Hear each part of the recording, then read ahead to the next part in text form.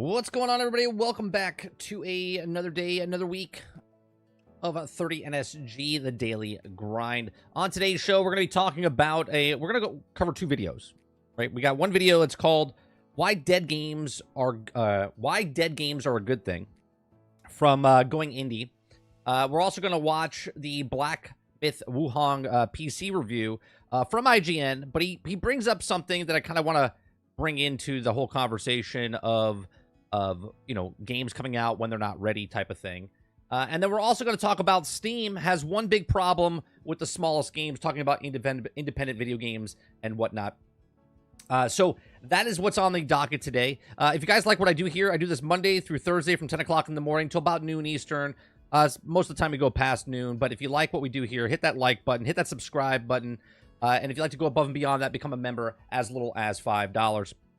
So what's going on, chat? Hope you guys had a good weekend. What's going on, Travis? What's going on, Eclipse? Robert Jones, Roic, Kylo. That's a new person in chat. How do you say that? It's Rel Relevsy. I'm butchering it. I want to learn it.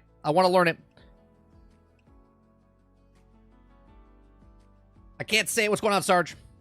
Release the Kraken. Beautiful. Release the Kraken. What's going on? Good morning. If you want your name butchered on this stream, you've come to the right place. Okay? Now that I know it, I will never forget it. All right, so how you guys doing this weekend? Did you guys have a good weekend? I had a good weekend. I built some IKEA furniture, if you can see behind me. I've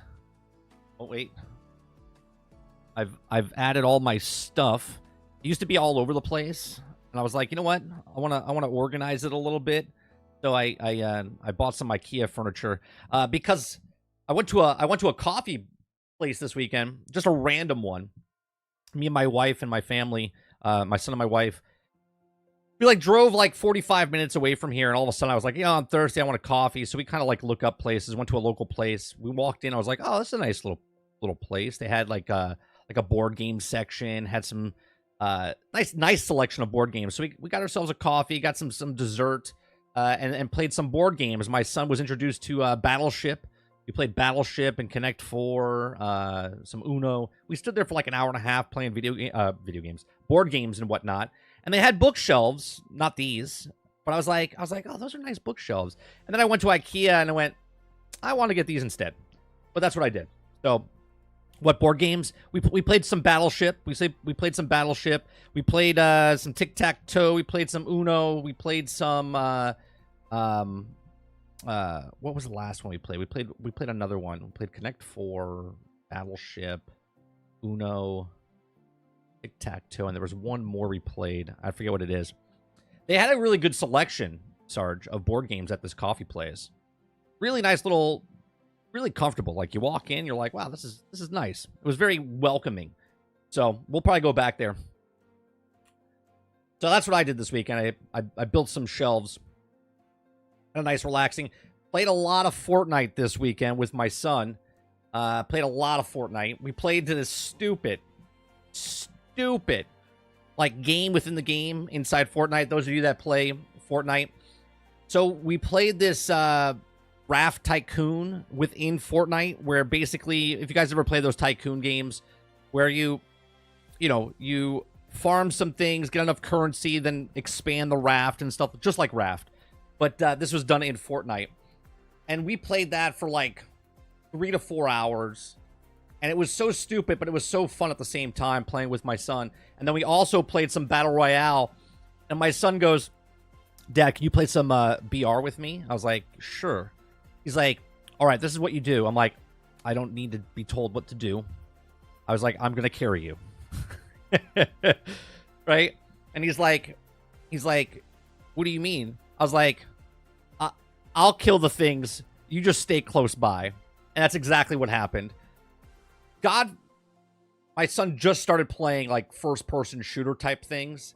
So he's been playing Star Wars Battlefront, but it's completely different when you're playing against people and when you're playing against NPCs. So we're playing BR, and obviously there's bots in there and stuff like that. But he's like, Dad, I'm down. I'm like, I know, I'll be there in a second. He's like, Dad, you got to pick me up. I was like, I'll pick you up in a second. I killed 15 guys saved him. We went on. We got third place. Third place. I actually kind of like it. It's actually kind of fun playing with my son. I had the Captain America shield with the War Machine like gun on the side of me, and that's a blast right now playing with the Marvel Heroes thing that's going on. So we played a lot of Fortnite this weekend, from Battle Royale to we tried different maps and different things inside of Fortnite's game modes. It makes me want to build one. I played Battlefront Galactic inside of Fortnite. Someone created like the Tatooine map and like the Kashyyyk map and whatnot. And man, let me tell you, they're pretty cool. They're pretty cool, which got me thinking. I'm hoping, because Disney's teaming up, okay, with Epic, and they have that Hoth map in the background and that thing. I hope that Disney lets someone create a Battlefront 3-esque type of thing with inside of Fortnite, because it would be a lot of fun. I'll be honest with you. Right? Some people are very creative. Someone created like Kashyyyk, where it was like two sides. You're in the middle of the water. There's like cannons and stuff. No one was playing it at the time, so we just like going around the map and checking it out. But some people are creating like straight up inside Star Wars inside of Fortnite. Travis says, shit, Marvel might break me. I might finally try Fortnite. It's fun running around with once you get the Captain America shield. You just keep throwing it. It's good. The exploration of it and stuff like that, it's fun. Kylo says, I love real games. My buddies are like, why are you playing Borderlands 2? My reply is, why aren't you? As you sit there and play COD. We're going to play more Borderlands this Wednesday with Sarge. Wednesday night, 8 p.m. Eastern, shooting the shit with Sarge. We're going to play. Anybody that wants to join in with us on Wednesday night, you're more than welcome to join in. We got 2 spots open. First come, first serve. Whoever wants to play. Last week we played with First. We played with Akuda. We played with Kylo. So anyone that wants to come in and play with us on Wednesday, we're playing some more Borderlands 2, continuing our characters there.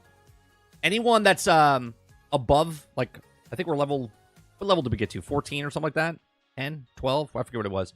But if you have a character that's like super high, we don't want to play with you. We want people that are low level and play with us, and we level up all together. So, go on, Ron Slusher. Real men. For some reason, in my head, Ron, what I hear is that commercial, Real American, right? Like that commercial back in the day. Real men play Roblox. I don't know about real men play Roblox, but real children play. PDF files play Roblox a lot.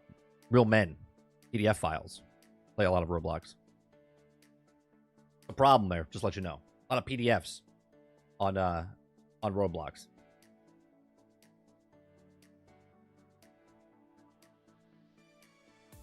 Altern says, thanks to Fortnite releasing on iPhone again, the phone version is super optimized now. I played it like 6 hours of Fortnite. My phone's doing creative and Lego and Fall Guys maps.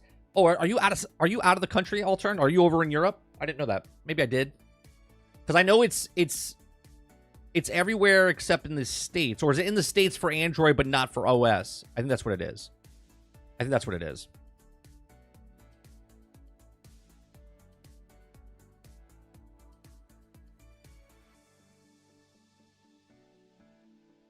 Paolo says, Roblox will not tarnish my hard drive space. Played another game this weekend. We played some Farm Simulator with my son this weekend. It was a gaming weekend. Oh, and I played a lot of Disney Speedstorm. You know, I like Speedstorm, man. It does good things and bad things. I've talked about it in the past. Speedstorm, and obviously I will talk about it on GXG this week, what we played this week. But Speedstorm's it does really well. It does really well, and the worst part about that game is the super microtransactions that are in there, because there's certain characters. Multiverse does this now, right? Like, you want to play a certain like category within the game, but you can't play it because you don't have that character unlocked. And you have to go unlock that character. And for people, it's like, well, I have to go buy this to go get that so I can do this section. Disney Speedstorm does this with certain things where you need a certain character from like Monsters Inc., but you don't have that character, and the only way to get that is to like super grind and luckily get it, or go purchase it for $10. And I hate that. That's one of the worst things about any game, free-to-play games, is when they show you, they're like, oh yeah, here's some content, but you can't play it because you need this specific character to play it. I hate that. Hate that. Reveal the Kraken says, been playing Alien Isolation. My God, it's so good. I've never played it. I've never played it. Allturn says, I have an Android phone, but they basically have that version for the game forgotten and didn't play well. Right, but they just opened it back up for Android. I know for overseas. I think in the States too, but I know iOS is not available yet. I know that. Ron, I saw that. They did some sort of update for Farm Sim. So now you can do, and now we talked about it like 3-4 years ago on GXG.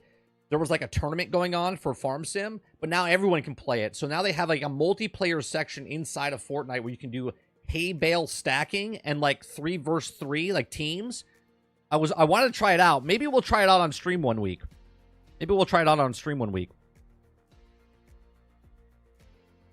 Oh, going back to Speedstorm. What's great about Speedstorm is they have 18 maps, 18 like courses with deviations of them. Okay? Deviations? Differentiations? Man, my brain is working really good this morning. Lots of different types of maps that you can play with of each course. There's over almost 100 courses inside this game. That's another bonus about Disney Speedstorm. It's the monetization, though, that rubs me the wrong way. Kyle says, my girl is addicted to Disney Dreamlight Valley. I played it when it first came out. It's fun, but it gets a little grindy. You know what I mean? What's going on, Chris? Morning, Water Bear. Water Bear says, I went to see Alien Romulus Saturday. It's pretty good. I say about 6.5, 7 out of 10. Makes more. It makes more than Borderlands. Borderlands only made I think like 2 million this whole weekend. I think it made 2 million this whole weekend. Borderlands is done. It's done. It's not making any more money. It's done. I'll be surprised if it's in theaters next week. I really will. What's going on, Roadkill? Hit that like button. I'm not saying that. Roadkill is. Roadkill right here. He said, hit that thumbs up. Hit that thumbs up. Yes, variations. Thank you, Z. That's the word I was looking for. My brain was grasping for stuff. Variations. There's 18 maps, and each map has 4 to 8 variations of each of the maps. It's very good.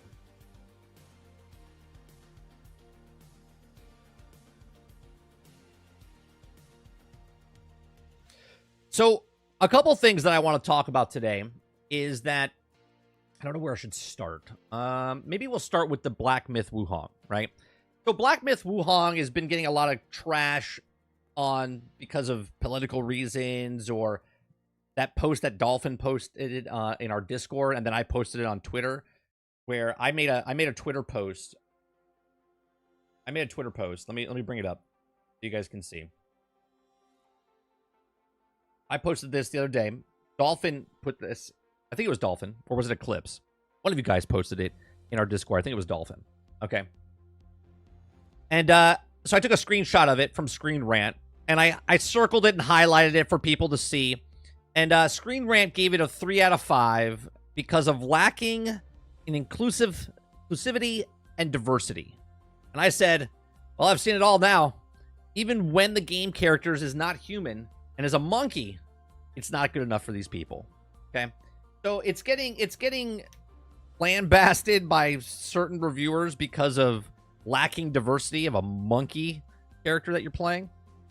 But it's also getting a little bit of pushback because of... Now, I started watching this review and I stopped about a minute in, okay? It's 14 minutes long. But The reviewer says something very specific, okay, which is a problem in video game industry. Now, if you like Black Myth Wukong and you bought it and you play it and you love it, fantastic. That's not what I'm talking about. We're not criticizing the game, but we're criticizing the industry. It doesn't matter if it was No Man's Sky or Hello Games with No Man's Sky, if it was CD Projekt Red with Cyberpunk, if it's EA with Battlefield 2042. There's always something dodgy that happens in the video game industry.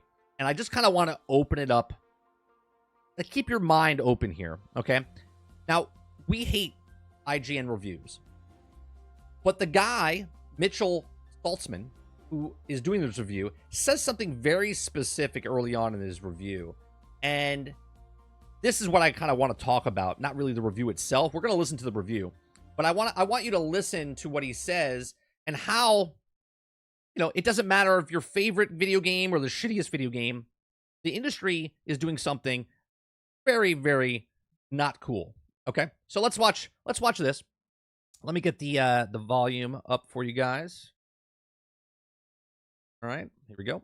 I'm the reviewer of Black Myth Wukong, and just a quick note about this review. As part of the embargo agreement set for this game, I am unable to show you footage beyond Chapter 2, which presents a bit of a problem because a lot of the technical issues that I have with this game that I specifically call out in this review occurred after Chapter 2. Now, did you hear that? Did you guys hear that? He had to make a statement before his review, okay, where in his review, he's not allowed to talk about anything past Chapter 2. But a lot of the stuff that his problems are with the game is after Chapter 2, which is the problem of game reviews, okay? Now, companies are like, you can't talk about this part of the game. And we're like, why? Why can't we talk about this part of the game? Because, well, there's problems in that part of the game, okay? So again, I don't care if you like the game, if you think it looks awesome, it's fun, you didn't have any problems. I was having a conversation with Travis this weekend, right? I was having a conversation with Travis this weekend. We were talking back and forth, and we were talking about how games, we were talking about Space Marines, right? And just in just a passing conversation, he was talking about, like, he's excited about it, and I said, I'm not excited about it if the game comes out broken buggy. Now, I'm not saying Space Marines is coming out broken buggy. I was just using it as a factor of it's not complete. If they came out and said there was co-op in the game and the co-op is not working in the game, then I'm not going to buy it day one. Everyone can buy it, have fun with the game, and I'm not buying it day one because they told me there was going to be co-op in the game, and then co-op doesn't work in the game. Now, Black Myth Wukong, let's bring it back to this. He has, and again, we'll listen to him say it once again. I'm the reviewer of Black Myth Wukong, and just a quick note about this review. As part of the embargo agreement set for this game, I am unable to show you footage beyond Chapter 2. Okay, beyond the embargo agreement, he can't show you anything past Chapter 2. Okay? That's part of the embargo agreement. Why is that? Why can't he show you? Which presents a bit of a problem because a lot of the technical issues that I have with this game that I specifically call out in this review occurred after Chapter 2. So all the problems that are happening with this game are after Chapter 2. Now, I know what someone's going to say. Well, maybe a day one patch will fix it. Okay? Maybe. But what if it doesn't? What if it doesn't? And the people that are supposed to do the reviews, and if you notice, a lot of people that we kind of trust in the YouTube space haven't made reviews yet for this game. Why is that? I would assume is because there was massive problems with it, and they're like, you know what? We're not gonna review the game right now. We're gonna wait and see what happens once the game comes out. Maybe they've recorded it. Maybe they don't want to release it yet. Whatever the issue is, but let's continue on. So I'm unable to actually show them. So we're going to do 2 different video reviews this time. This first one will abide by their restrictions and only show footage from the first 2 chapters, but we will also be posting a more complete review with the relevant footage added in on launch day. And with that, on with the review for Black Myth Wukong. Come on, Kuda Papa. I've never been so utterly blown away, yet simultaneously so unbelievably frustrated by a game as I have been with Black Myth Wukong. This is undoubtedly one of the most ambitious and impressive action games I've... Real quick though, Eclipse, even with the Steam though, right? Eclipse says, and this is why I love Steam, if it's bad 2 hours, I can refund it. here's the thing: if they front load a game, right? If they front load a game where the game is polished as hell in the Act 1, Act 2, but then falls apart later because, reasons, then it doesn't really matter if you got the 2 hour or not. You see what I'm saying? It doesn't matter if they front load the game to make it good in the beginning, then it's going to be good up to your brain. You're like, well, I'm having fun, even though all the problems happen after the fact. Played. It's stunningly gorgeous, its combat is fantastic, it's incredibly challenging, but always satisfying to overcome, and the setting is refreshingly unique and steeped in rich Chinese culture. This game is a 3 out of 10 because the guy doesn't even have a head. How is he making noise? How is he singing? He has no head. Despite all of that, it often feels like it's barely holding it all together. I suffered numerous crashes, despite having a top-of-the-line setup with the GeForce RTX 40. Z says, what's the point of the game going gold? That there was some board of people deciding that the game was allowed to be released? Yeah, in their state, they're like, it's all right. We'll release it. It'll be fine by the time it launches, which it could be. It's just weird that he's not allowed to talk about the part of the game that's broke. 4090. Not to mention the multiple times I fell through the ground and died in the final phase of a boss fight, or the way characters would randomly switch from English to Chinese, or the way the dialogue audio would just drop out altogether and leave me completely in the dark during an important cutscene. It's a rickety roller coaster for sure, and there were definitely spots during the ride where I was not having a great time. But taken as a whole, this is one adventure where the bumps are worth it. So the pros outweigh the cons, it sounds like, in his review so far, right? There's lots of little bugs and glitches. Certain glitches, if it's just like, effects happening or blurriness or something technical happening during the game, I think it's fine. I don't think it, even if it breaks the immersion a little bit, that's fine. Problems are like things I had with Marvel's Avengers back in the day, where we couldn't fight the end boss because the game just stopped working and crashed at that point, right? Like, that is game breaking, where that's a problem if a game is broke. If there's little glitches or maybe a guy's twitching out and stuff like that, I think that's more where you have to be concerned. I don't think the stuff that he's bringing up here, you said, even though you had a bad time in certain places, it's worth it, right?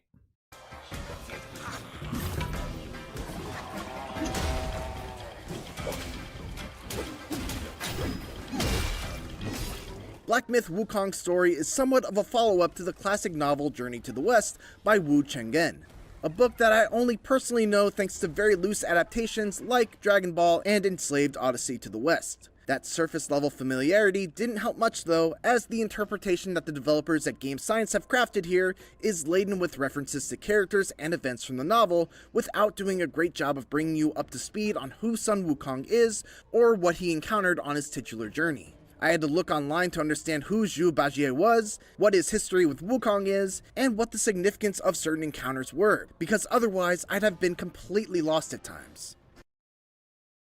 Now, I haven't read the books myself, right? I'm not interested in this game myself, but I would hope that the game itself, by the time you're done playing the game, it tells you a complete story. Like, I don't want to do homework before I play the game. Now, maybe there's other games in the series or something I'm supposed to know about. If you're fans of this type of stuff, let me know in the comments or live chat. But I'm on the feeling of, if a game comes out and you tell a story within the game, I shouldn't be lost at the end of the game. I should know what the hell's going on as it's telling me a story throughout the game. Again, I'm not holding this against it. I'm just confused why he's saying that if you didn't read the books, you'd kind of be lost. You play as the Destined One, a literal monkey who wakes up one morning and decides to set out on a roughly 40-hour journey to locate the 6 relics of Wukong. While the moment-to-moment storytelling is fairly unremarkable, largely due to a mute protagonist and side characters that aren't given enough screen time to develop, each of the 6 self-contained chapters culminates with a stunningly gorgeous animated vignette that tells a short story about that chapter's main antagonist. The game, so the more I listen to about people talking about this game and playing the game, I'm actually more excited about this game that maybe I'll pick it up down the road, because I was thought the way they showed it with all the boss fights and stuff, that it was just a boss fight game. It was like a Dark Souls-esque type of game. But as people are playing, it says it's more of an action-adventure game uh, and there's boss fights in it, but there's not a lot going on in between. But if it's an open world type of game where, sort of like an Elden Ring, where it's vast but then empty, and you're fighting people here and there, and then boss fights, I might pick it up down the road. Each one is done in a completely different art style, with one drawn to look like a storybook, another using stop-motion animation, and another done in the style of an anime. Every single one. Brainchild says, that's a bad take. God of War doesn't explain gods either. This is just talks about Chinese mythology. Yeah, but what I'm saying, Brain, I don't know if you're saying I have a bad take. What I'm saying is, as long as the story, right, as long as the game I'm playing tells me a story, I don't think I need to read the Bible before I play God of War. You know what I mean? Like, or I don't have to read about Greek mythology before I play God of War. Like, I play God of War, and I'm like, oh, okay, that's Kratos. Oh, okay, that's Thor. Oh, that's whatever. And they're telling me a story. As long as I know what's going on in the game itself, the story, I don't think I need to know the backstory of stuff to play the game, is what I'm saying. One of them is beautiful and poignant, and I couldn't help but wish that the main story managed to move me in similar ways. What's that smell? My initial read on Wukong was that it was a Souls-like, given the checkpoint system, the stamina bar that governs your actions in combat, See, he said the same thing. He thinks it's like a Souls game. and the dodge-heavy fighting style. But as it turns out, Wukong has more in common with traditional action games, like what you might expect from Bayonetta developer Platinum Games, than it does with anything that From Software has made. Most of the usual Souls-like conventions are missing. There's no penalty for death outside of respawning at the nearest checkpoint, you don't use a shared currency to level up your stats and purchase items or upgrades, and while there is gear and stats to consider, you largely just go and swap out the old equipment with the new, as opposed to making choices as to what kind of weapon or piece of armor you want to hold on to an upgrade. And even though I am a big fan of Souls-likes, ditching those mechanics feels like the right move for the game that Wukong is trying to be. It's far more forgiving, focused on keeping you in the action rather. Those are some really cool boss like designs. Like, visually, this game looks stunning. It's always looked stunning. Even when they showed it like 4 years ago, it looks absolutely stunning. Rather than poring over menus or retracing your steps to regain your lost currency after dying. Like, just look. I'm going to rewind for a second. Look at the sand as he's fighting, as they're walking in the sand, and then he's dragging his stick in the sand. Like, watch this. Right move for the game that Wukong is trying to be. It's far more forgiving, focused on keeping you in the action rather than poring over menus or retracing your steps to regain your lost currency after dying, and Wukong is a better, more distinctive game for it. To be clear though, when I say it's more forgiving, I don't mean that it's any less difficult than a From style game. In fact, I'd go so far as to say that between this and Elden Ring Shadow of the Erdtree, I had more difficulty getting through Wukong's toughest challenges. Interesting. Okay. But at the same time, those challenges never felt unfair, and overcoming some of the tougher boss fights was always a satisfying combination of learning their attack patterns, figuring out where I could maximize my punishment windows, and tweaking my loadout in ways that made the best use of. East Vandal says, that's because you're already familiar with the Nords and Greek gods, Mike. Journey to the West, one of the biggest fables in the East, and they know that Wukong's story just the way you know Hansel and Gretel. No, I understand that. What I'm saying is, what he said in the video, like, you have to go read the backstory. I'm saying I don't want to do the work to do the backstory. Like, if the game itself tells a complete story, okay, obviously, at the end of the game, if I'm interested in this, I knew nothing about, their stories, okay? If the story itself in the game is a good story, tells me the story of this, I'd be like, oh, that's interesting. Then I'll go read the books and stuff. But I shouldn't have to read the books leading up to this, is what I'm saying, to understand what's going on. Just tell me a story, right? Just tell me a story. Of my chosen powers.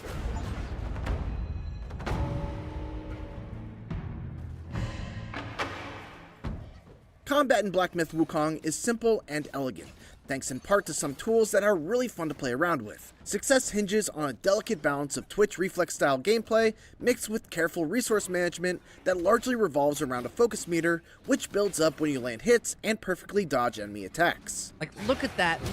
They showed this boss fight a while ago. It's so good looking. You gain a focus point whenever that meter fills up, which you can then spend in the middle of a light attack combo for a varied combo, or you can just use a heavy attack on its own for a powerful strike that can be charged even further if 2, 3, or even 4 focus points are consumed all at once. You also have access to a small handful of spells, governed by a mana meter, that are versatile enough to be useful in a wide array of situations. The Immobilize spell, for instance, freezes enemies for a short time, allowing you to get in some quick hits and potentially stagger them to allow for even more free damage. Cloud Step turns you invisible and creates a decoy for your enemies to focus on while you break away, heal up, and then hit your foe with a surprise attack that can crit.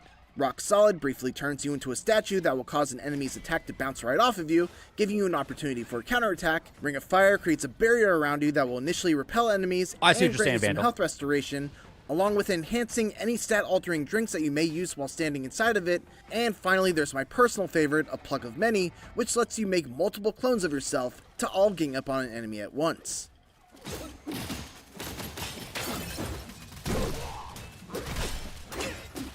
Separate from that, you've also got transformations, which allow you to morph into powerful creatures that you've already bested in battle. What's really cool about these is that they don't cost any mana, they're tied to a very lengthy cooldown instead, and they turn you into a totally different character, complete with an all-new moveset, special moves that use their own focus meter, and more. For example, one of the first bosses that you fight is a wolf with a fiery dual blade that has a lightning-fast dash attack. When you defeat him, you'll gain his transformation and be able to do that very same dash. That's Mega Man. That's a Mega Man, right? When you beat the boss, you get their powers. That's cool.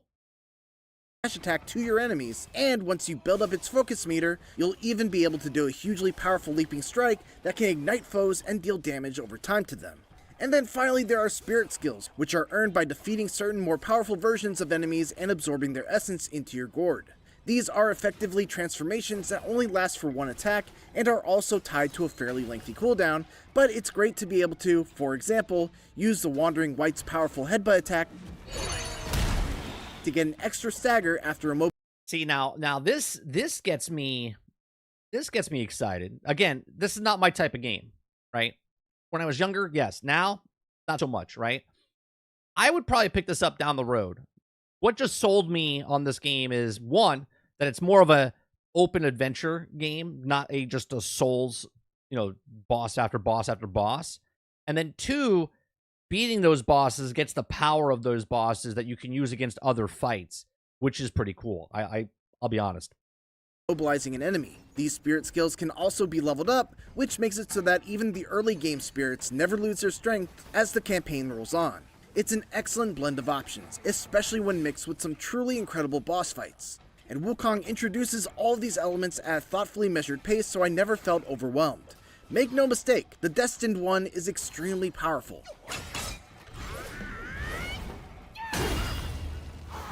And being in control of him is definitely a heck of a power trip, even beyond the many powers and abilities he has at his disposal.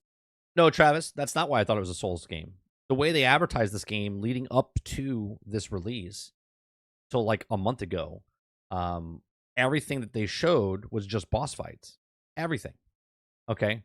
They showed like one scene in the very beginning where you fight like two guys, but everything was about the boss fights.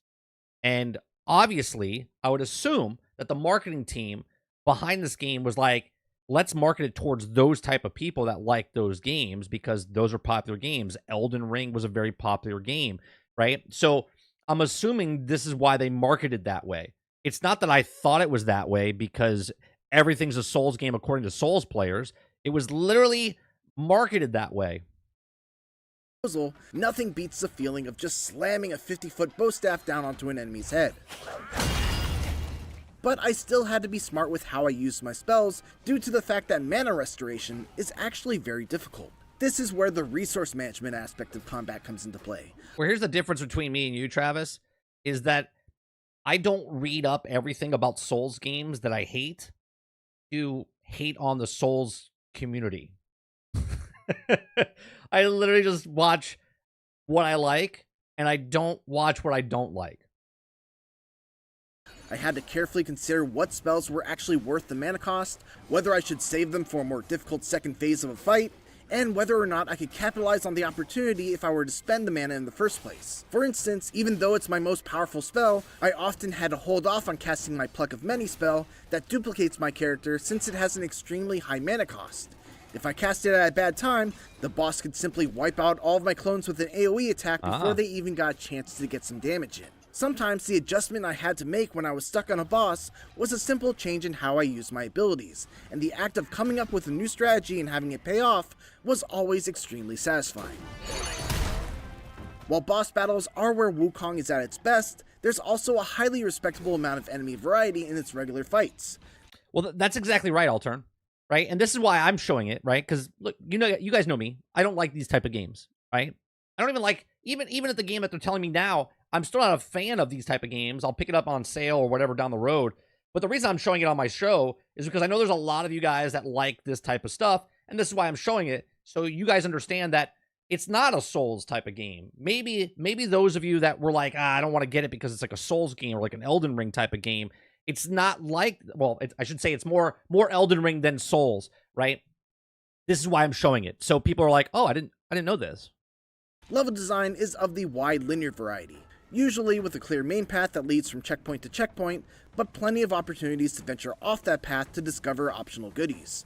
The rewards for exploration are great too. I've found rare crafting materials to make new weapons and armor, yeah, like special enemies that drop a new spirit skill. I like that I can explore and find stuff, right? I like that. That's the part of this game that gets my brain going. Curio items that I could equip to enhance my build, and treasure chests that might permanently increase my max health, mana, or stamina, all of which made the time that I took to find them well spent. On top of that, there are also several secret boss fights to discover, key items with mysterious uses that I still haven't figured out, and plenty of more reasons to stray from the beaten path and keep an eye constantly scanning the environment. The main one being that Wukong is one of the most gorgeous games I've ever played.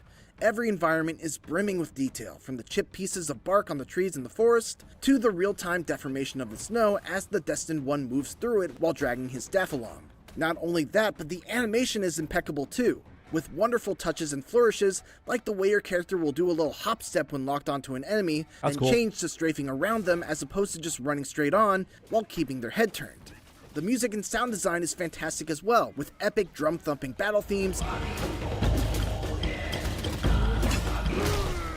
and melodic flutes and chimes adding to the air of wonder and mystery as you explore the unknown.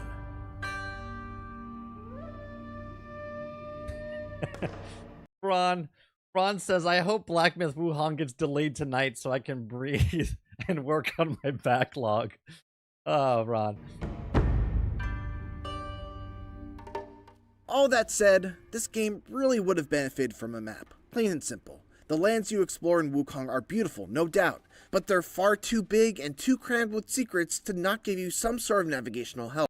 Alright, that could be a quality of life thing, but maybe they did it on purpose because maybe it's not as big as we think it is, right? And they didn't want to put a map, and they want you to explore and learn the game. I don't know. I think down the road, if people start complaining maybe about a map, maybe they'll put it in as a quality of life thing. The second and third chapters. This, along with the fact that it's aggravatingly hard to tell what obstacles can actually be climbed. Oh, and mind you, everything he showed us during this review was only in the first act, so you didn't even see the other bosses. Climbed over, and what's an invisible wall can make exploration quite cumbersome. It's a good thing that the rewards are worth it.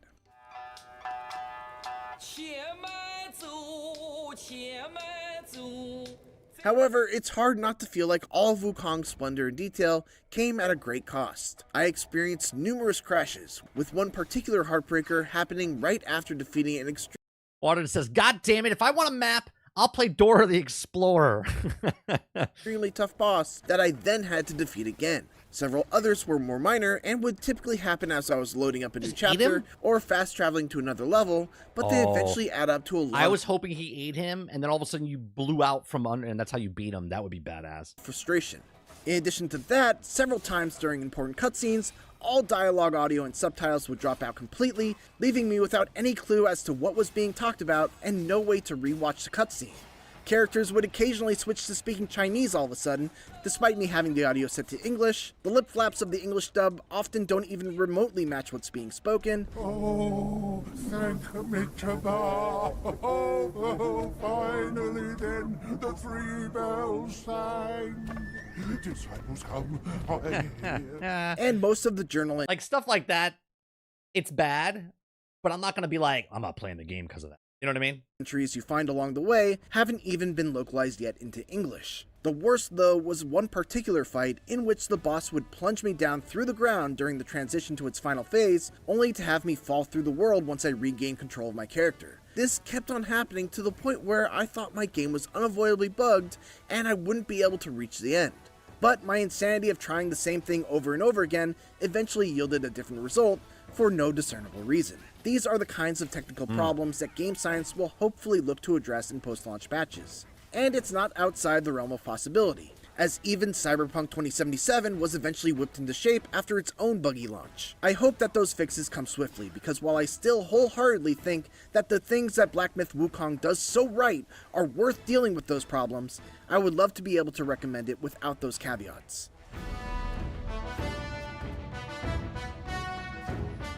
As Game Science's debut action game, Black Myth Wukong is mostly a great success, despite some major technical black marks and localization issues that are likely to cause some frustrations at launch. Combat is fantastic thanks to a great balance of careful resource management and lightning-fast twitch reaction gameplay that tested my skills as much as Elden Ring ever has, despite it being a more traditional action game than From Software style. Not only that, but there are a ton of exciting boss battles, a great variety of enemies, and the world they inhabit is an absolute treat for the eyes and ears. Its story has its moments, but relies a bit too much on having prior knowledge of the events of Journey to the West, and it really could have used a map to make its rewarding exploration measure up to the strength of the combat.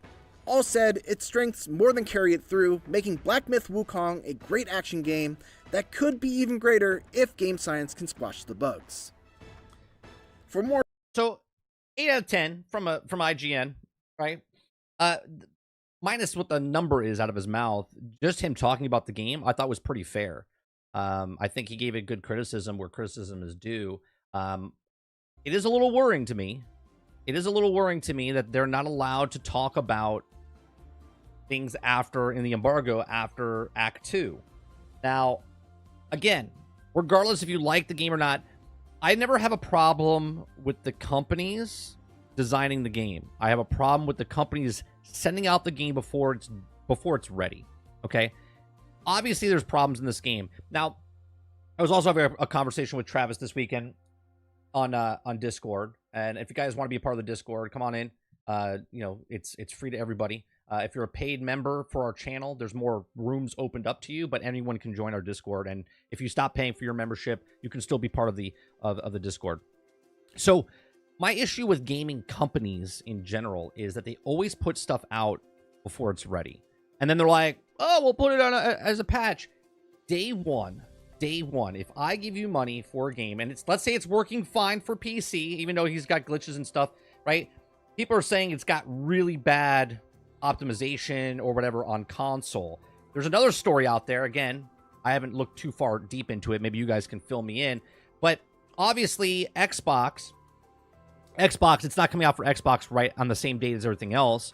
And there's a story going around saying that Xbox, is not putting it on because it didn't pass the qualifications of working correctly.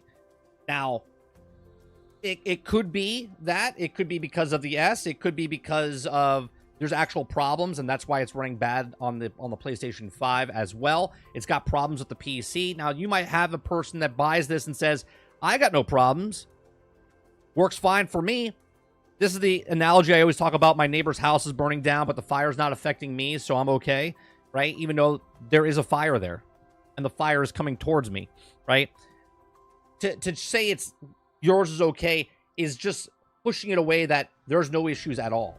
Okay, you might get a copy of this game and it might be flawless. Again, I always tell my story about Fallout 76. Everyone's world was blowing up in Fallout 76. I didn't get my first bug, glitch, or anything until 82 hours into the game, and then my Fallout 76 game imploded, where my guy went invisible, I couldn't get out of the armor, I couldn't interact with anything, and literally the game broke, and I had to wait 10 days for them to fix that thing, right? So, to say that, well, I'm having a good time, and negating that people are actually having problems is a problem. Okay, them effectively saying, yeah, there's a problem here, we need to fix it. So that is a problem.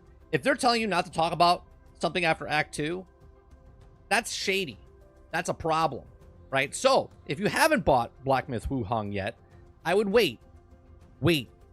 Okay, you probably have a backlog like Ron. Okay, you probably have it. If you have nothing else and you're like, I'm getting it, I don't care what you say, cool. Okay, but just wait for it to come out, wait for it to get its first day one patch or whatever, because why would you give them for money up front when you're not going to get the best experience possible until a couple days, right? Or a couple weeks afterwards, maybe a couple months afterwards, you know, all depending on what game you buy, rent. That's basically what we talk about now. But yeah, overall, this game looks fantastic, right? This is definitely going to get game nomination of year, I would think, okay?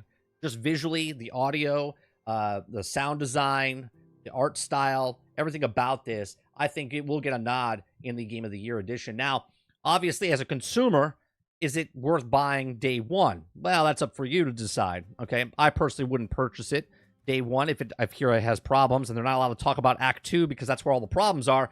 That's a red flag for me personally. And if I was interested in this game, I would hold off to purchase this game until it cleared and said, okay, road's open. You guys can go on through now. Everything's fine.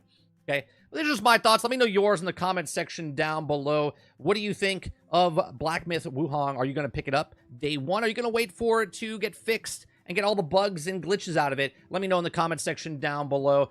Let me know in the live comment section or the live stream during this live stream. And if you guys like what I do here, please check out some of our other videos. Thanks for watching. Those of you that are here, I do little breakout videos just in case I want to put an upload later onto YouTube. So when I say, yeah, on the next one, I'm actually ending the stream. I'm not actually ending the stream. Waterbear says, 30, by the way, if you love remote desktop for Meta Quest, oh my God, when you try out the HDMI using the capture card, you're going to start tearing up from the zero lag only thing. Yeah, I posted that to you in Discord. I tagged you, Water. I was like, oh, did you see this?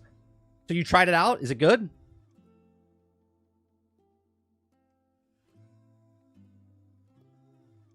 Let's see here. Ron Slusher says Jedi Survivor vibes. Yes, Ron. That's actually a good point. Right? Jedi Survivor, when it came out, I had no issues. Right? I was playing on the Xbox. Didn't care about the frame personally myself, but I had no massive issues with the game. Meanwhile, you know, Lono, he had massive issues with the game, and he had to wait months and months, and then it took him so long to fix it down the line. So, you're right. It's got Jedi Survivor vibes.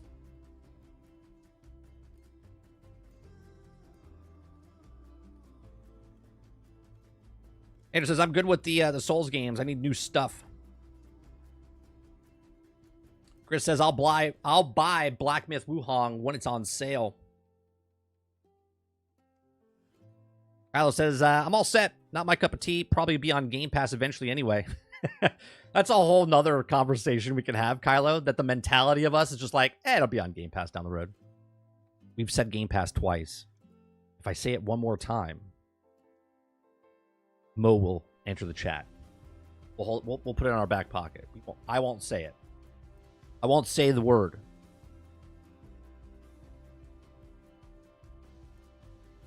Travis says, 30, it's crazy we had a game get ignored for political reasons in Hogwarts Legacy, and one get a game of the year for The Last of Us 2, but nah, gaming isn't political, right?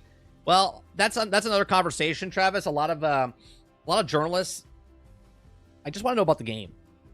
I don't want them to bend backwards, okay, over backwards to try to go, well, the monkey's using the stick, and the stick represents the government, and the government is bad. It's like, how was the game? How was the game? A lot of journalists like to incorporate politics into their game reviews, and it's like, why? Why? As soon as they bring it up, I'm done reading that. I'm like, nope, you're good. Dax82 says, I heard the PC version of Wukong is bad, even with the 490s are having issues with it, and the PlayStation 5 version might be just as worse. There you go.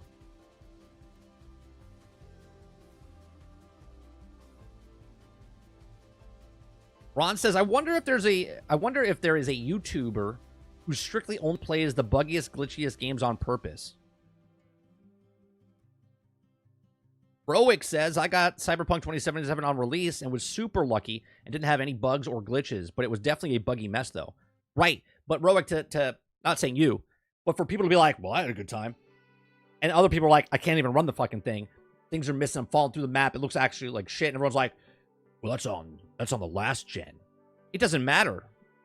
Remember, Cyberpunk was supposed to be on that gen, and they delayed it and delayed it and delayed it and delayed it and delayed it. And they said, we're not going to release it until it's ready.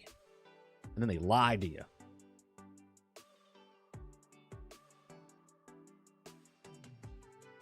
Robert Jones says, Game Pass, Game Pass, Game Pass. That's it. Now Beetlejuice will appear. I've said it. I said it 3 times.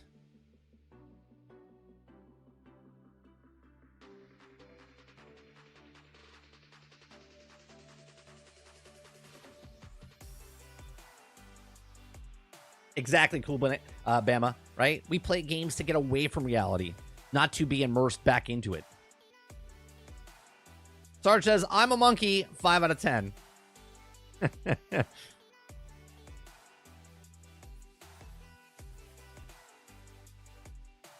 Altern says, I mean, we got 30. He's the only YouTuber that breaks the game just by playing them without doing anything else. That's right. I just play it. If you just watch me play a game long enough, I will break it. In my DNA. In my DNA.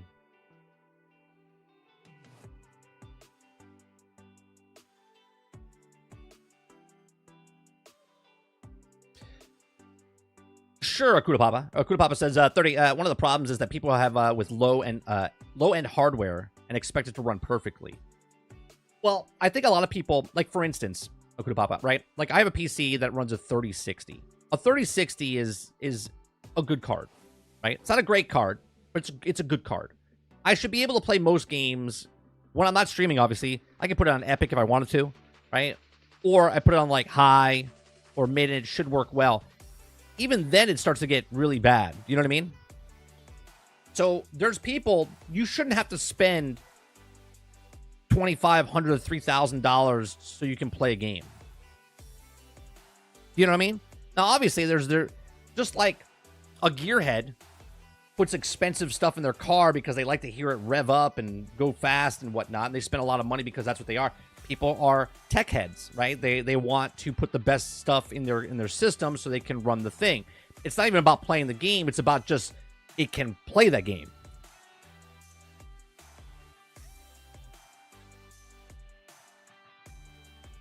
Chris says 30 and everyone, would you guys recommend Borderlands 3 Ultimate Edition while it's on discount? Thanks. Is it okay? First, Chris, do you have Borderlands 1 and 2?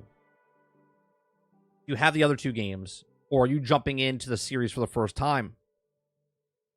If you're just getting it, Borderlands 3, like Sarge says, oh, so you have, okay, if you're just jumping into Borderlands 3, I mean, it's $7. It's $7, right? If you get the Ultimate, is worth $7. The Ultimate's for $30. Best value you'll find in the series, full stop. Yeah, like, it's worth it. I think it's worth it. I don't have Borderlands 3. Me and Sarge are talking about it, like, should we pick it up, right? It's not about, should we pick it up, are we going to play it, are we going to play it? Like, do we have time to play it type of thing?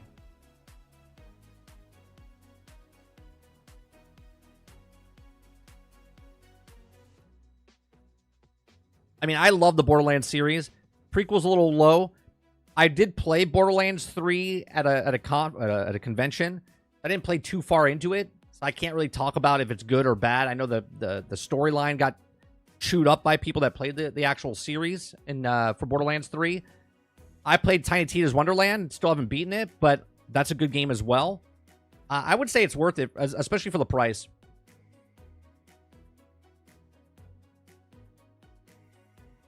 Yeah, Brain says the gameplay is good in Borderlands 3. The story, not so much.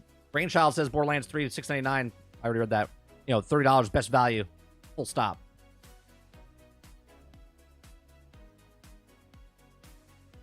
Dupla says Borderlands was peak. Roic says, I like Borderlands 3. Aside from the story, it did improve some of the quality of life stuff and some of the major concerns. There you go.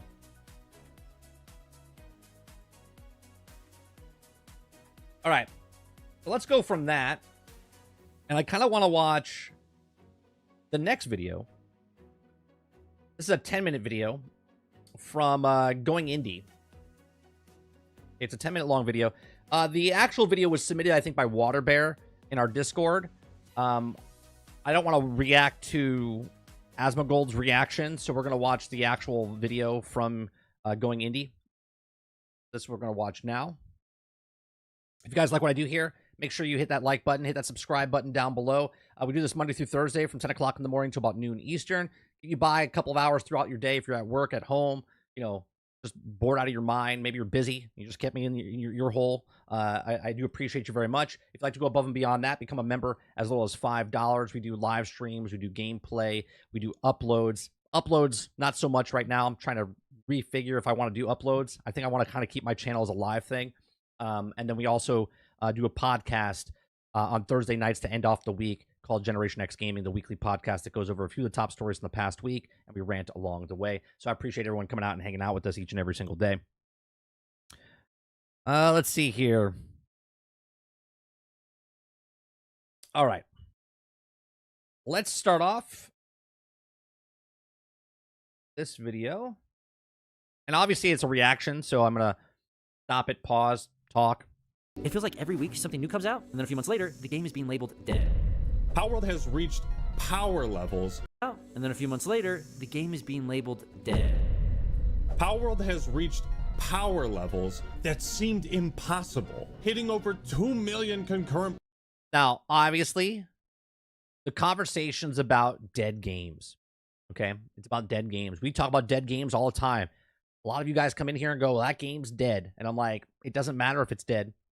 We had this conversation just a couple weeks ago about Palworld, about Helldivers 2, and how it's dying, how certain games don't play. But what people forget is people bought the game. Like, Palworld sold like 25 million copies, right? Or 20 million copies, and then 5 million people played it on Xbox or whatever, right? Now they're talking about bringing Palworld to PlayStation. We're talking about Helldivers. Helldivers sold 12 million copies. You know what I mean? So, like, it doesn't matter if these games are dead, okay, because they made their money. They can stop supporting that game and move on to the next game if they really wanted to, at least the old school mentality of video games. Players on Steam. It's looking like Palworld is a dead game. And so, yeah, Palworld has lost 2/3 of its players in 2 weeks. Games live and die nowadays by how relevant they can stay after launch. So instead of developing new games, big studios have created strategies to keep players playing and paying. The live service model has taken over, and with it emerged a culture where nothing is worse than a dead game. Yeah, read some of those things. Hold on. And with it emerged a culture where...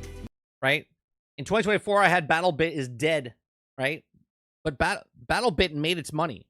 The 3 developers that created that game made a crap ton of money. Now, they can support that game and can continue supporting the game. Or they could stop supporting that game and go make their next game, because now they actually have a budget. They can decide what they want to do. They could continue supporting the game that they have. Okay, another one says Palworld's better. Not all the games is dead at the moment, right? There's always people that are like, no, the game's dead. Like, here's the thing. If there was no internet, and I had just local play, and I had 4 people playing a game with me, right? Let's talk about, I don't know, a 4-player. What's a 4-player Gauntlet back in the day? Local co-op, okay? If I have 4 people playing the game in my house, locally, and we're all having fun, and then one goes away, and there's 3 people left, and then one has to go to dinner, and there's only 2 of us left, and then one has to go home, and I'm playing by myself. Is that a dead game? No, it's not a dead game, because someone's still playing the game. Dead game, when they talk about dead game, means like nobody's playing. Dead game, Battleborn, okay? That's a dead game. Dead game, Marvel Heroes. That's a dead game, okay? Because nobody can play it. Dead, okay? Even if it was a free-to-play game now, a free-to-play game, and no one's playing it, well, then that's a problem. That's a dead game, okay? And I'm talking about no one playing it. Like, if it's a free-to-play game and there's like 1,000 people playing it, yeah, there's 1,000 people playing it, but there's not 1,000 people funding it because they just can't support the game because it's just not feasible, okay? But if you have a game that you paid $40 for, $30 for, $60 for, $70 for, $120 for, okay, and everyone stops playing the game, it's okay if it's a dead game because they already made their money and they can go on to make the next game. Nothing is worse than a dead game, which is why it's so weird that Pocket Pair, the creators of Palworld, are actively encouraging players to try other games. Imagine that. Pocket Pair themselves said, go play other games. Go play other games. It says some of you may find yourself putting the game down. That's fine. There are so many amazing games out there to play, and you didn't need to feel guilty about hopping over to the game.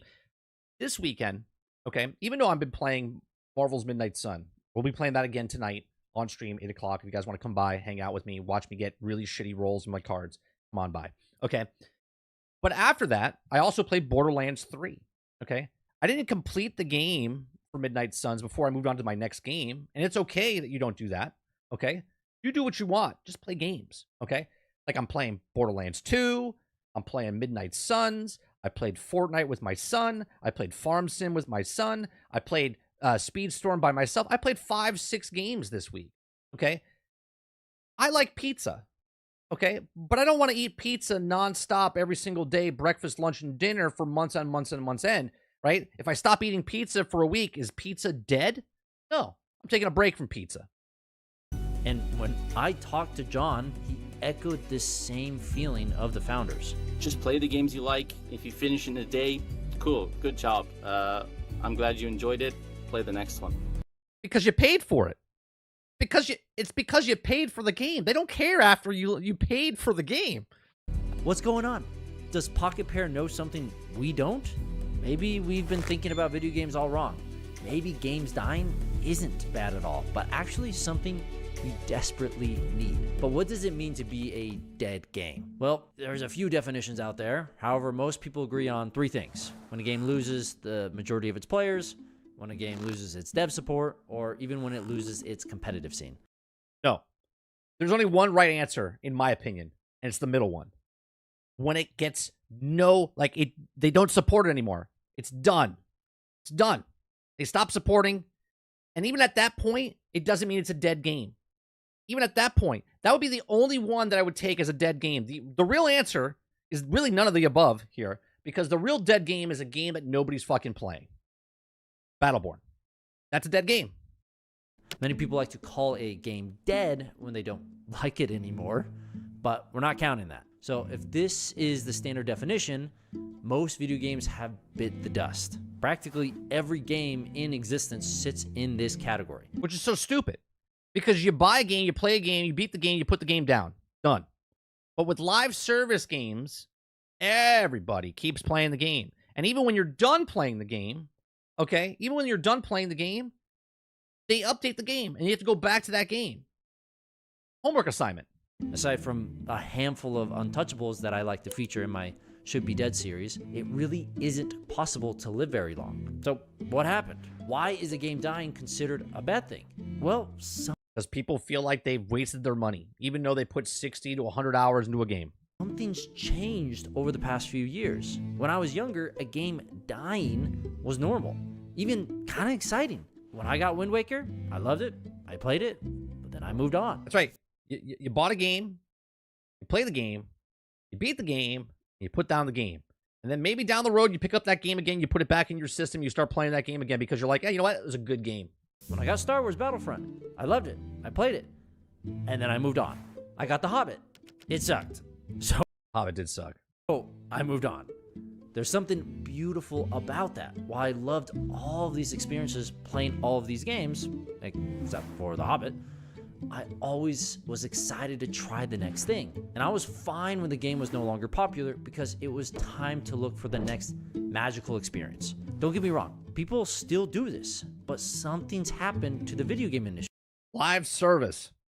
That's what's happened.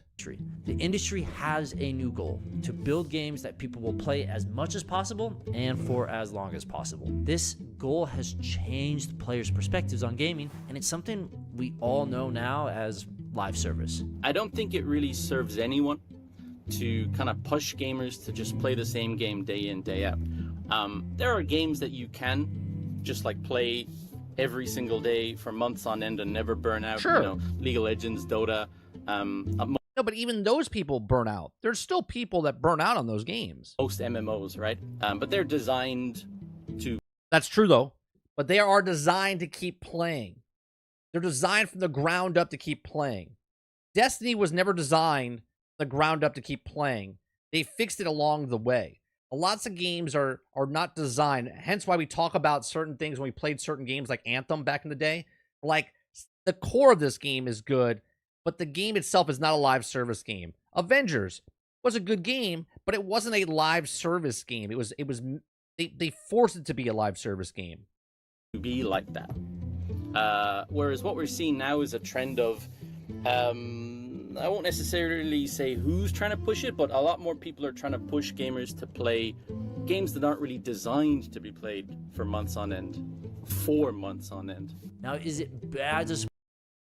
Minecraft, perfect example of a game that was just designed to play, right?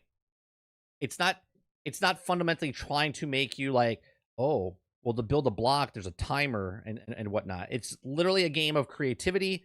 You get lost in the game, you play the game, you can do what you want in the game. It's designed from the ground up to be a game that you just constantly play, okay? Where other games, like Suicide Squad, okay, was forcing you. You got to keep playing this game. This is the game that you're going to keep playing. Here it is. We're going to slowly drip feed you into this game. Support a game after launch? Not at all, right? Continuing to balance and improve the experience for players makes perfect sense. After so much work, it's natural to nurture the new community that's formed around the game. And who doesn't want more of an already great thing? I mean, I plan on releasing more content for my game, Fallen Worlds, after Oh, he's a game developer. There you go. Fallen Worlds. Don't know what that is. it releases. The real problem, though, is that many companies have made live service their entire focus. Rockstar completely changed their business model. Epic with Fortnite completely changed their business model. Okay? Now, Fortnite's doing something, you know, they're the outlier of the industry. Same with Rockstar, right? Not many people can do what they're doing with their live service, constantly keep it going. Releasing updates over and over at the expense of a new title. I mean, you've all seen the GTA 6 comments. The game has taken forever to make. Games over the years have just become these SaaS products, or as we like to know them in the industry, GAS, or games as a service. It's an investor's favorite type of company thanks to consistent revenue streams. And minimal viable product. Put something out there that you can just tweak a little bit and keep it going, keep people engaged. But why has live service shifted our mentality, making us believe that games dying equals bad? Well, it's a fundamental rule of SaaS. To be the top dog, you need to monopolize as much of the market as possible, meaning whoever captures most of the amount of people wins long term. For example, Right. Let's look at the Call of Duty. Let's look at the Battle Royale market right now, or Arena, or PvP. Right? Everyone's making PvP games right now. My condolences, Concord. Okay? All these PvP games are here or are coming in. Okay? And they're all trying to get this percentage of the market. Well, if it's PvP, we're talking COD. We're talking Fortnite, right? Is like 96%. And then everybody else is fighting for this little section here. Okay? And they're all trying to grab a bigger piece. They're all trying to grab some different stuff. Hence why EA has Battlefield, EA has Apex Legends, EA is they're trying to make as many games as possible so they can pull this chunk of this pie away from the Activision, away from the Epic. example, if you want to search for something on the internet, you use Google. If you want to design something, you use Adobe. If you want a game communication platform, you use Discord. These SaaS businesses are so valuable, not necessarily because of their technology, but because they've cornered the majority of people in their market. And the most expensive thing in SaaS is customer acquisition. And for context, acquiring a new customer is way more expensive. Okay, so the data shows retaining existing customers is equally, if not more important than acquiring new customers. The cost of acquiring new customers is 5 times higher than the cost of retaining existing customers. You see? So this is why games go free to play. This is why games go on discount right away, fast, because to get that new person into your ecosystem, okay, is much harder, okay, than keeping the person that's already in your ecosystem. Than keeping an existing one. 5 times more. Getting a new customer through all the hoops from awareness to caring to buying is so difficult. So put yourself in these big studio shoes. Imagine making an incredible game, You get millions of players, and then your game just fizzles out, and now you have to persuade every one of those players to come back the next time you make a new title. But why?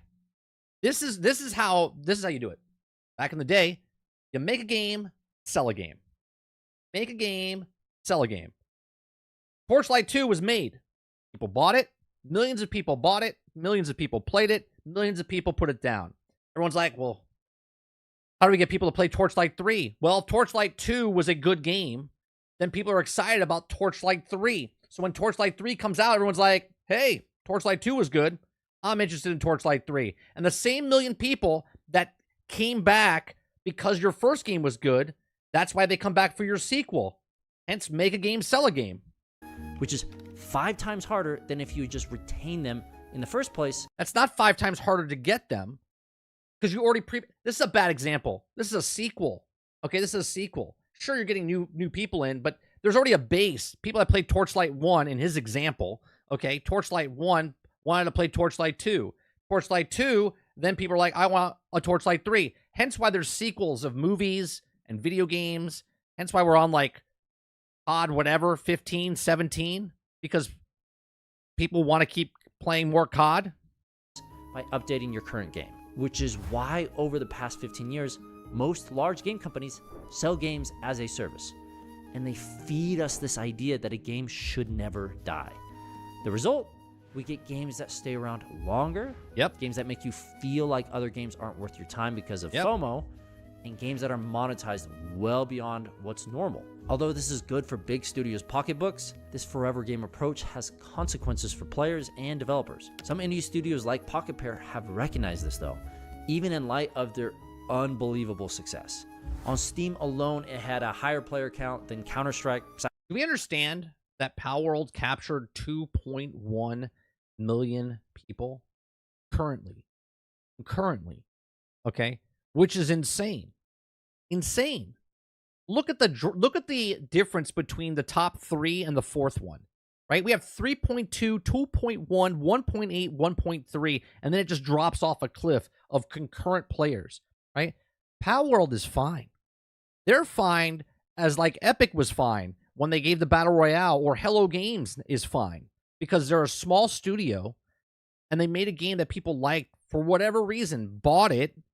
That's the important thing. Bought it, okay? And now they have millions of dollars to spend on either retaining this game, making it better.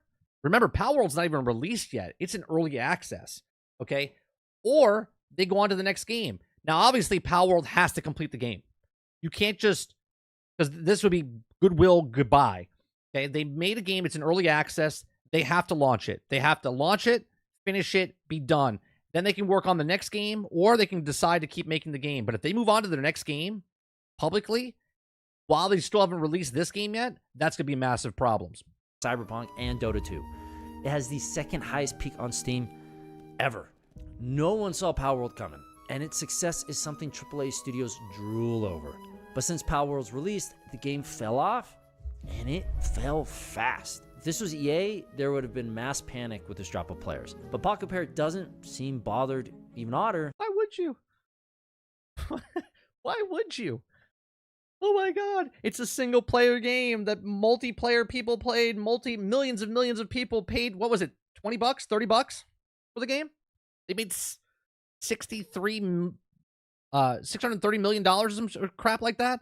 They're actively encouraging people to play other titles, stating on Twitter, play lots of games, try different genres, and frequently flick through indie libraries to find hidden gems. I don't think you need to be kind of pushing yourself to play the same game all the time. It's not healthy for us, it's not healthy for developers, it's not healthy for gamers, it's not healthy for gaming media, and it's just not healthy for our industry, because the more we push this kind of narrative, the more very large companies are going to just say gamers want more live service, and we're just going to get more of these like really soulless live service games that come out and then get shut down 9 months later, 12 months later, which then destroys, because if a new game comes in, it's a live service game, and you put your time into that game, and they shut it down because it doesn't have enough people playing it, they did exactly what I tell you is number one industry: respect your time, whatever that is. it's a single player game, if it's a multiplayer game, respect the player's time. When someone puts money into your game, that's one thing. But when they put their time into your game and you disrespect their time, you'll never get that consumer back. You'll never get that consumer back. Because they're not making enough money. And, you know, we all lose in that case. So What an awesome mindset / company. And Pocket Pair is not the only one who thinks this way. If you look at some viral hits of the past year, they're all following a similar pattern. They blow up, take over Twitch, make millions, and then disappear. Same goes for bigger indies like Larian, who made Baldur's Gate 3. Larian thought about making DLC for Baldur's Gate 3 after its immense success, but eventually they decided to just make something new, even though they can make millions Go on, Argus. on Baldur's Gate. They may not be indies, right, in terms of the size, but they are in the way that they do business. And this mentality of doing what's best for the player is what we need to shape the future of game development. Letting games die just makes sense. It means more games succeed and more developers get into the limelight. Not to mention, devs get to move on to these new projects. That's another big thing that a lot of people don't talk about. I've brought up multiple times. Artists are artists, right? When someone makes a picture, obviously an artist wants to make a living, okay? But they also want to make art. So like a guy on the side of a road that's just drawing pictures. You ever been to like a touristy like attraction city? Like if you go to San Francisco or New York and stuff like that, you're walking down the street, you see an artist does a quick painting with just spray paint and stuff on the road, right? Amazing stuff, right? They do it super fast. They're skilled at what they do, but they make it different every single time. They're not making the same thing over and over and over. They customize it for the person. They customize it for the thing. Artists don't want to keep working on the exact same thing. They don't, right? Because when you pigeonhole an artist, that's when they start getting complacent and bored. And they're just like, whatever. This is why live service games are so bad for developers. This is, again, developers hate live service games because they're constantly doing the exact same thing over and over and over and over. We like it because there's more of that IP that we like. If you like Transformers and they give you a live service Transformers game, I would love it, okay? Because it's more of an IP I love. If it's a Star Wars game or if it's a fantasy game or a sci-fi game, right? If it's not a live service game, you like it, but if it was live service, you'd be like, oh man, there's more of that stuff that I love. And that's the thing. Artists don't like to be held back like that, but corporate offices, they love that stuff. They're like, yeah, let's just keep doing that. Let's pump it out. It's a factory at that point, right? It's a assembly line of money. Well, what do they want more of? They want more skins. Well, let's make more skins, right? What do we have to do to keep it? What's the bare minimum we have to do to make this game keep going so people can come in and they can buy that $5, $10, $15 microtransaction? Can you imagine if there's only one battle royale or only one kind of platformer? Now imagine only one kind of digital pet game. Well, until Power World, that's basically all we had. Without death, there would be no innovation. I talked about Pokemon being stagnant for months before. And this is a conversation I had about what's happening with PvP, right? Because there's so many free-to-play multiplayer games. It's like Concord are going to come in and they're going to bomb. Because no one wants to pay $40 for the same thing they can get for free. Saturation point of certain game types is so bad. It happened a couple years ago with Battle Royale games. When Fortnite came in, there was PUBG. There was, what was that one that Cliffy B worked on? Something Royale. Cash Royale or whatever the fuck it was called, right? Then you had Fallout 76 put a BR in there. You had Battlefield put a BR thing in their thing. Right, there was so many BR games that it got oversaturated. And who's left? Most of them got rid of it because it was lackluster because it wasn't designed from the ground up. And the ones that are still playing, Fortnite, Call of Duty, PUBG, before Power World ever came out, and the game proves Radical Heights. Thank you, Altern. That's what it was called. Just how much players were dying for something fresh. That's not to say Pokemon is or needs to die, but competition is vital. Most AAA companies hate it when you play other games. They want you to play theirs and only theirs, keeping you hooked with battle passes, daily shop drops, and new game modes. AAA sees this industry as a zero-sum world. But people... This is exactly why EA has their own streaming service. This is why Ubisoft has their own streaming service. This is why Ubisoft games are built with fluff inside them. This is why AC games are so bloated with stuff to do. It's not that it's designed that way to be interesting. No, it's to keep you in there as long as possible, because if you get that moment, they don't want you to leave. They're like, hey, you like Assassin's Creed? We have a bunch of Assassin's Creeds. Oh, you like guns? We got the Wildlands for you. Oh, you want to play pirates? We got a pirate game for you. They have all the stuff for you in that one-stop shop, which is the $18 a month in Ubisoft Plus. Football. You want football? Doesn't matter if it's soccer football or American football. You like those type of games? We have it, EA. This is where you're going to play it. Everywhere else, this is where you want to play it. They want you to keep inside those live service games with inside the streaming service mentality. People are getting fed up. They see the live service model as the death of gaming. Just search live service games on YouTube and you'll see what I mean. It's crazy that post-launch support, which is a good thing, hurts the industry when it's pushed to the extreme. Right? The pendulum has swung too far. Studios are so desperate to keep something alive. Oh, I've said that before, Sarge. Yeah. Android Wilson looks like Handsome Jack. Yeah, 100%. They ruin their reputation and potentially tarnish their growth. Too worried about creating a live service game that lasts forever instead of creating new experiences. Calling a game dead pushes the idea that a game needs. Here's a perfect example, right? Now, obviously, Helldivers came out and was very successful. But instead of Halo trying to follow the BR route, or Halo trying to compete with other ones, if they were smart, instead of going with everybody else, they could have made Helldivers before Helldivers with ODST. They could have made the Helldivers thing before that, okay? But instead, now if they do it, now they're just copying. To live forever, but it doesn't. We need to accept that a game dying is healthy.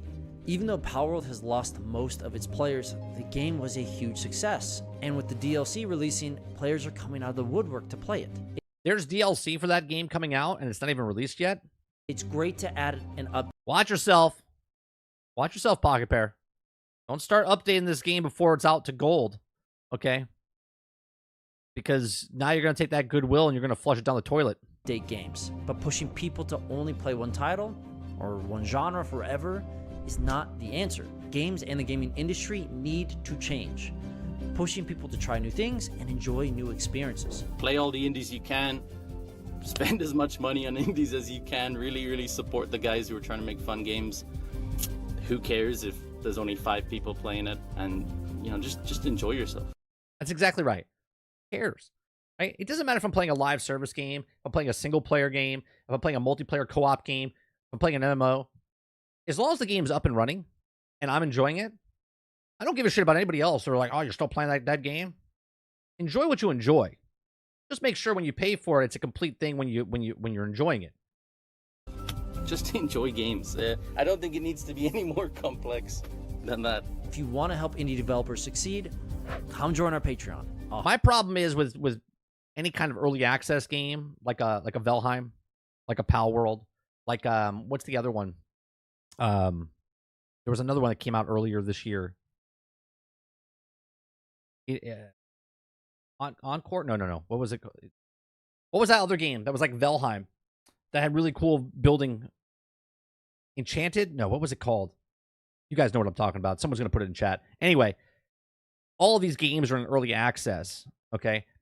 I hate the early access thing. You guys know where I tell you, I'll try it and play it because they're not full price. But I hate like what Fortnite did. It was out there for like 4 years before they opened it up to finally open it up to where it was gold, where it was actually fully launched. Enshrouded. Thank you, Titan. That's it. Yeah, V Rising and Shrouded, all these were in early access. Like, I like indie studios doing this because that's the only way basically they can compete with the AAA studios and stuff like that. And in our next story, you'll understand why. But that's the only way they can compete, right? The only way these independent studios can compete is by putting something out early access, put it out there, get that fan base, get that community inside there. But I hate it because they ride that wave as long as they possibly can. And by the time the game comes out and it's complete, you're kind of like over it. You know what I mean? You're like, I played it for like 3 years and now it's finally done. So you pay cheaper price for it and then you wait years to play it and then it's full price down the road, but you've played it for 3 years and you're kind of just like done with it at that point. So what do you think, right? What do you think about this guy's video?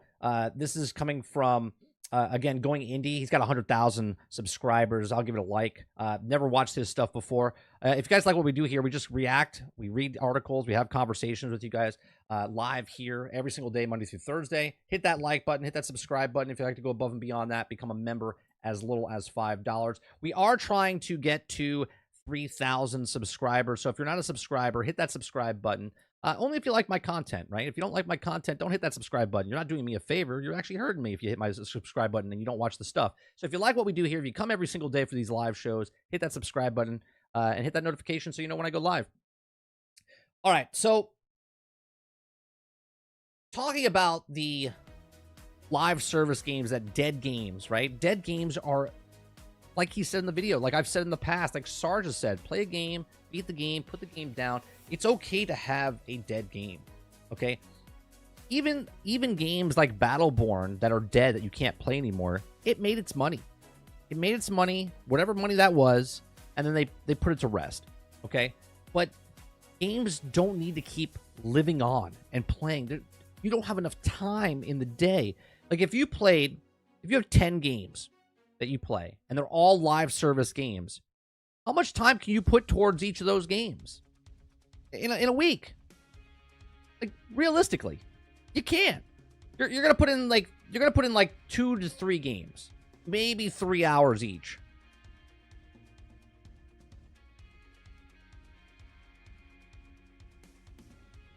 Waterbear says that video is great. I feel like ADHD, mostly from the new gamers. I've made gaming companies feel like they needed to provide flavor of the month all the time. This is why gaming is mostly as games as service now. Sarge. Travis says, 30. I would also argue great games never die. Take me. I'm playing Mass Effect yet again. You know why? It's because it's new stuff, because it's that good. The draw is that you play it again and it plays it again. Right. Look. A dead game is a one-sided conversation, because if that person bought that game or spent money in that live service game, right? If they bought a microtransaction, if they bought something from that game and they never played it again, well, the joke's on those people, because if you bought a skin or you bought something, you never play that game again, well then joke's on you, because you spent your money on a thing that you bought and then never played afterwards again for a cosmetic, right? If it was a free-to-play game.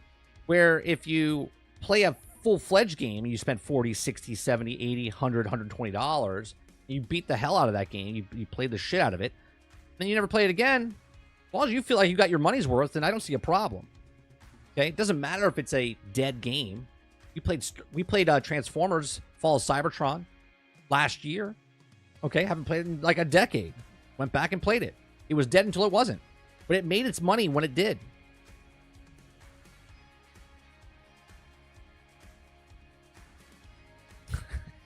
Robert Jones says, did Battleborn make money? If so, I want a refund. And then he says, I hate the term dead game. Yeah, I concur, Jones. I hate the term dead game, because a dead game, obviously, anyone can say it's a dead game because I'm not playing it. Diablo 4, dead. Right? Even though there's millions and millions of people playing it, it's dead to me because I'm not playing it.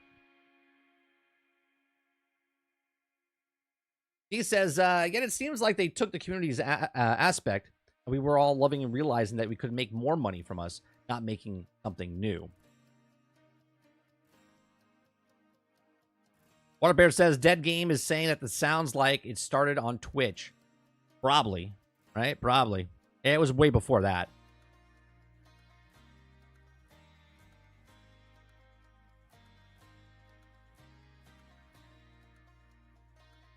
Sarge says, dead game is actually dead game.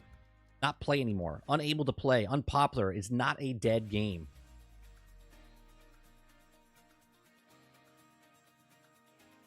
Oh, I wanted to show you guys, because I put it in my feedback channel on our Discord. I want to get your guys' thoughts on certain things here, right? Because obviously we're a small channel. We come up with some things. Where is it? The feedback.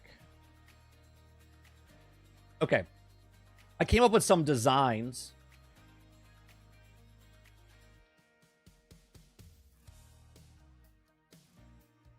Open.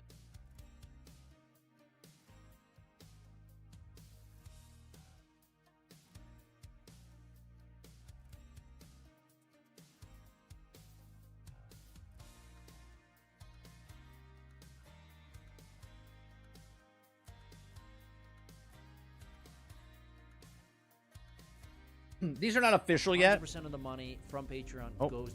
These are not official yet, but I started working on some designs, and these are just previews of the thing. We have a design of a coffee mug, and then I'm gonna put it on shirts, where it's make a game, got the trash there, and then sell a game. Okay, that's one of the designs I have. If you guys are interested, you know, give me feedback here or feedback in our Discord.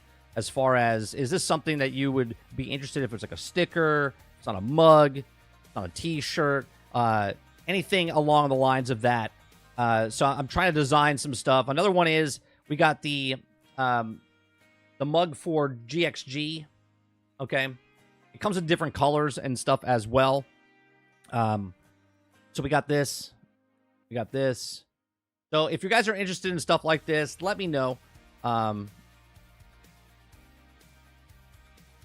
you see the trash can? Sure.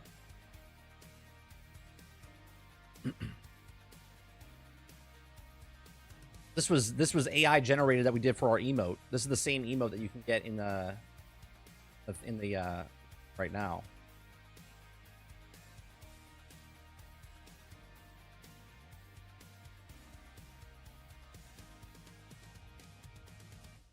The logo is huge in my opinion. I mean, again, these are just mock-ups right now.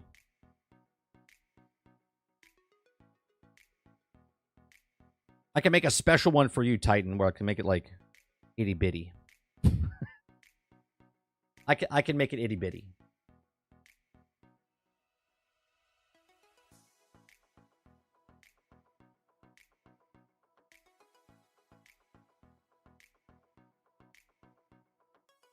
Then we also have, To help indie developers. I don't want, stop clicking the video.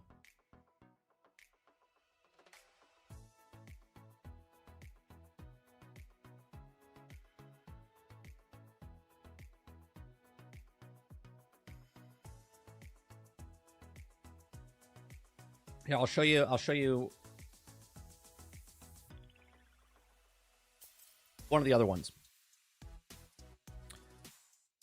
Argus with the gifted membership. Thank you very much for the gifted membership.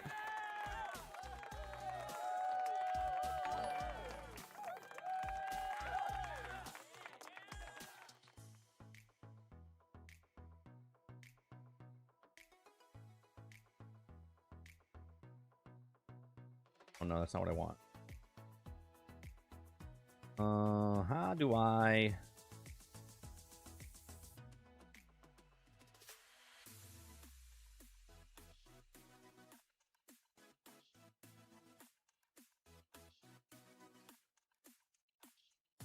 Okay, so this is another one that I designed.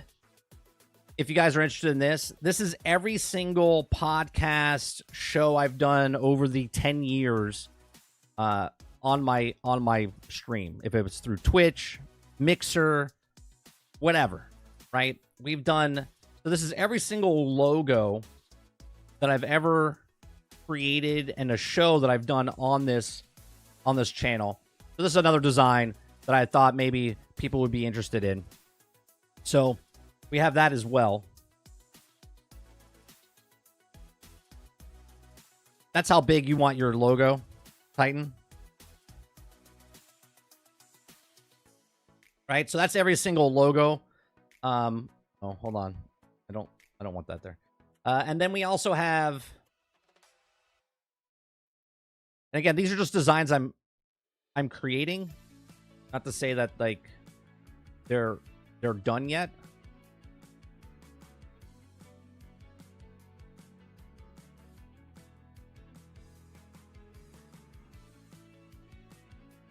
Let's see here.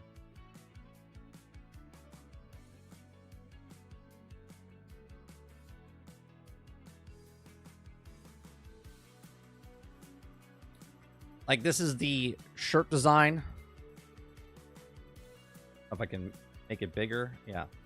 So this is like a shirt design.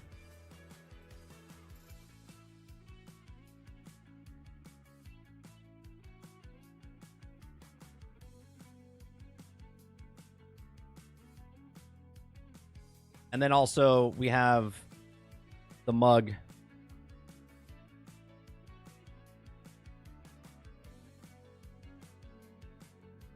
The same design on it.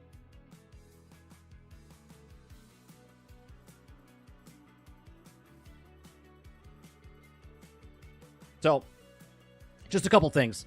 If you guys like that, let me know. Like, not just in chat. Like, I'm talking about like in general.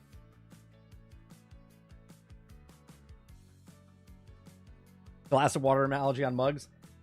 Here's a logo that I'm tempted to make, and maybe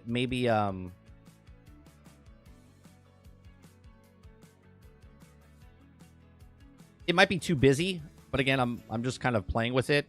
It's like the logo, but just small logos repeated across the mug and whatnot. I don't know. Just coming up with stuff.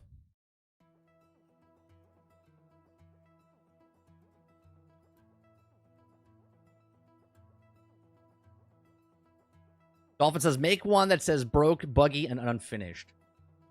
All right, I'll try to come up with something.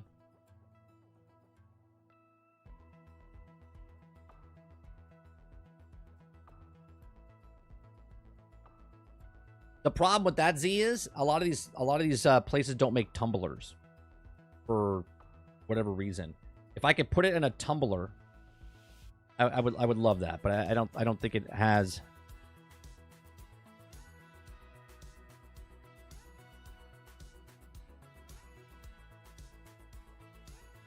We have the there is a shirt here. I'll show you. They have a shirt render of Kuda Papa, or I'm sorry, of Argus. Let me show you. I don't know if it's on a black shirt. Let me see. Make a game, sell a game. And again, I can change it. Yeah, we have it on a this shirt.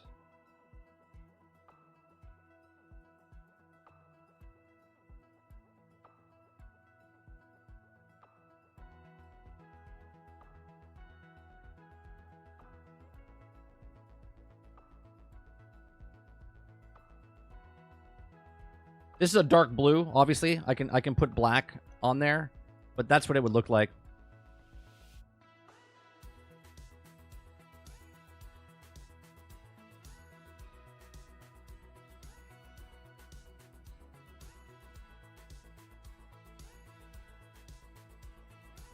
Oh.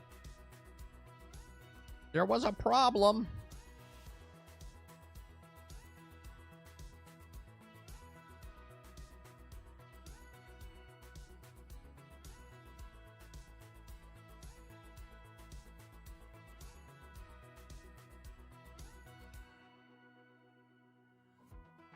Yeah, I figure I'd make some stuff and put it out there. Like I said, if people are interested in it, I'll put it up there.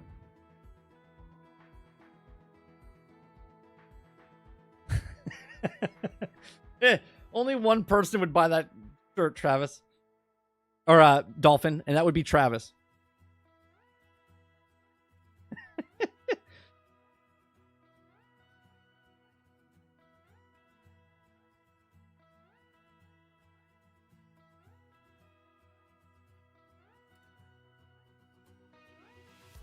We can just put it Fallout series. I put 300 hours in a Fallout series and I hate it. How about the game? The game starts getting good at hour 100.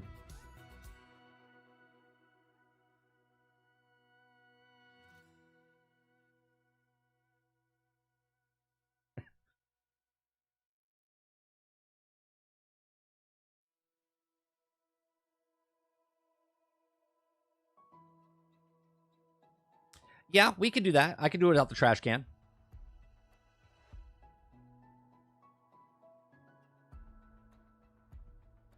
Robert Joe says, I want to make a game, sell a game mug, maybe with a different logo. What logo would you want me to put on there instead, Jones?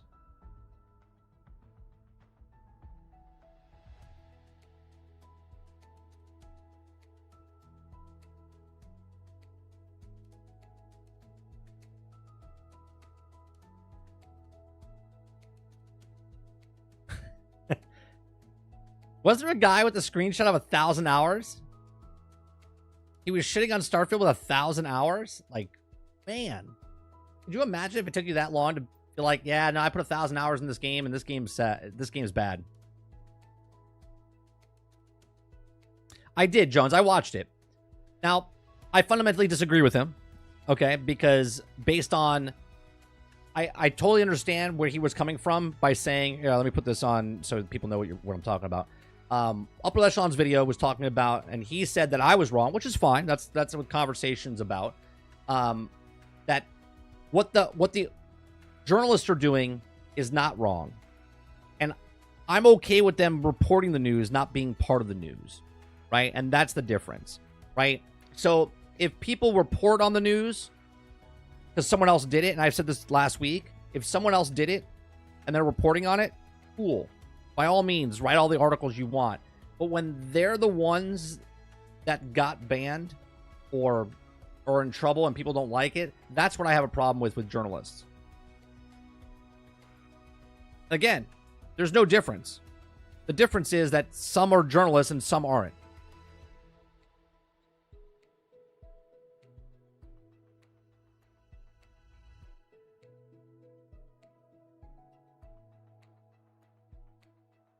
Ghost Fixer says Outlaws had its update for today, around 50 gigs. So far, I got enough points and rewards to get the subscription. They had a 50 gig update.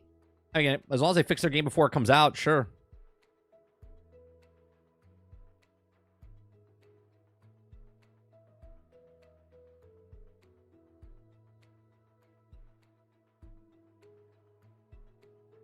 His Steam review says, I don't recommend.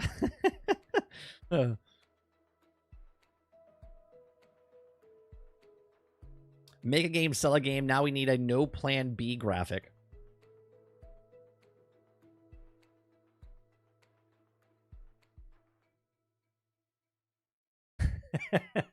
Argus says, I would normally say that there's no way you can play a game for 1,000 hours and call it shit, but I have almost 7,000 hours in Destiny 2 and I call it shit and most hated game of all time.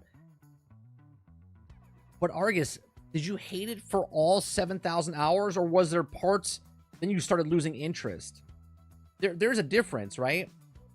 Because, like, if Destiny 2 came out and you enjoyed it for the first 1,000 hours and they changed something along the way, I mean, it's still a crap ton of hours. So that's a lot of hours.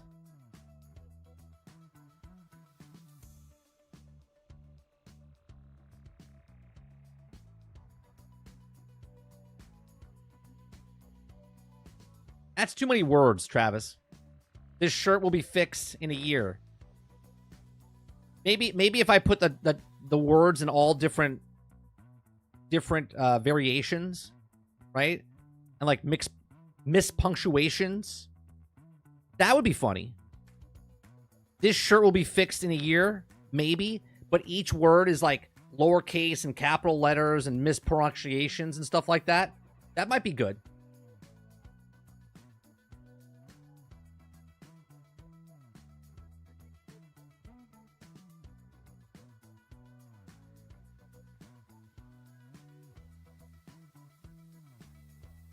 Oh, and I tried something different. I posted on Spotify.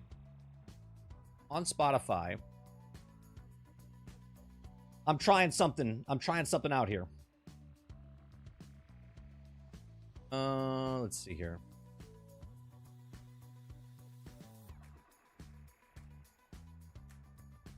Right one? No.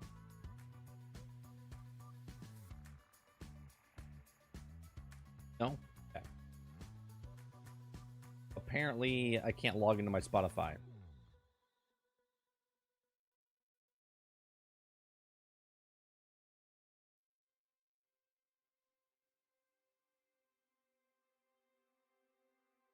Okay, let me see if I can find it here.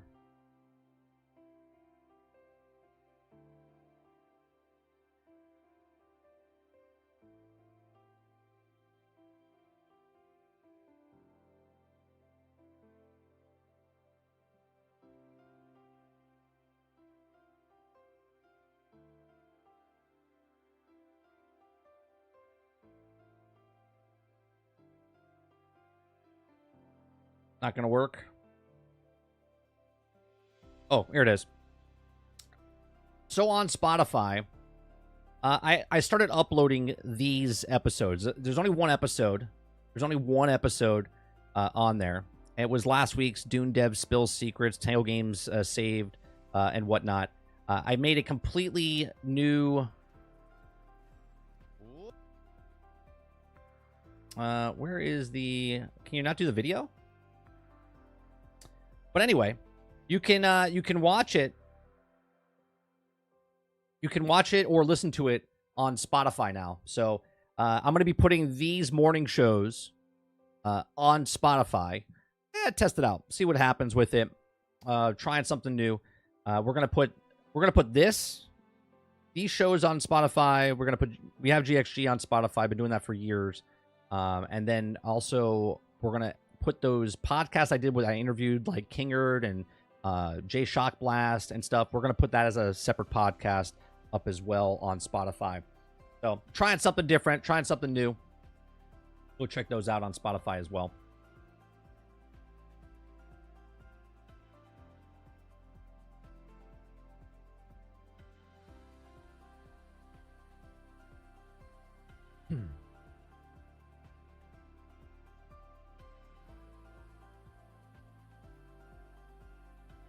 Yeah, all that stuff, Eclipse, with the algorithm, anytime you comment or give a review of the podcast, it helps out. It helps out. So I appreciate you.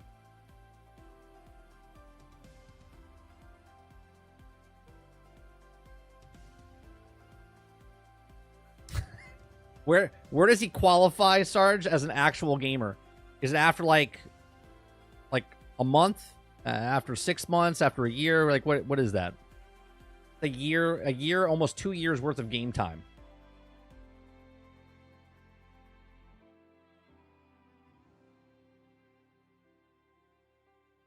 All right, so the next topic we're going to talk about.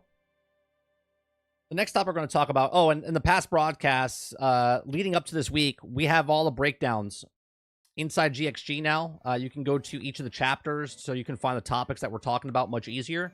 You can go back and look at all the daily grind videos, which ones make it easier for you for each of the topics there as well. We're going to be changing the thumbnails to look like this now instead of what I had before with me in the center and whatnot. I think this looks better. So I do appreciate those of you that come to our Discord in that feedback channel when I put stuff in there that give me feedback, because I'm actually asking for feedback, so I do appreciate you very much as well. So let's go to the next topic here, okay? If you guys like what I do here, I do this Monday through Thursday from 10 o'clock in the morning till noon Eastern. We just have conversations, talk about entertainment news, talk about gaming news. It's a couple hours of fun just to get you through your day. If you're at work, at home, on vacation, whatever, right? We're here for you. We're talking about Steam has one big problem with its smallest games. Now, if you notice, we kind of did sort of a thematic theme today. We talked about Black Myth Wukong, which could have problems because it's not a complete game. They're having problems with Act 2 and whatnot. But it's a promoted game. It's a AAA game. It's out there, right? Well, not really a AAA game, but it gets the promotion that other games don't. Then we talked about dead games, right? We talked about dead games in Power World, how it's dead and whatnot in that last video that we showed. And now we're talking about Steam has one big problem with its smallest games. If you like what I do here, hit that subscribe button, hit that like button. If you'd like to go above and beyond that, become a member as little as $5. So perhaps the greatest achievement in game development in recent years is the ease of access for average person to start making a game. This has lowered the barrier of entry at the point, and creators are almost at any skill level can get their games on a major platform. However, platforms themselves have not adapted to accommodate the overwhelming amount of content added each day. It reaches the point where the most prominent digital storefronts, PlayStation, Xbox, and Steam, are so saturated with new games on a daily basis that it's even great games can get buried and lost forever. We talked about this many moons ago, talking about how Game Pass was really good for independent developers when it first launched. But now as Xbox has more and more games come out and more titles from AAA studios come out and they put it on Game Pass, it kind of diminishes what games are on Game Pass for the indie developers. So it's harder for them to make money. So it's really happy for them when they get paid up front to get onto Game Pass because they get that check up front to kind of counterbalance what it is. It says excluded AAA games with massive PRs and the marketing budget. Every other game looking to get a shred of attention at launch is playing a rigged game of roulette with its success. Okay, we've hit a critical mass with the number of games coming out at the cream no longer rises to the top based on quality alone.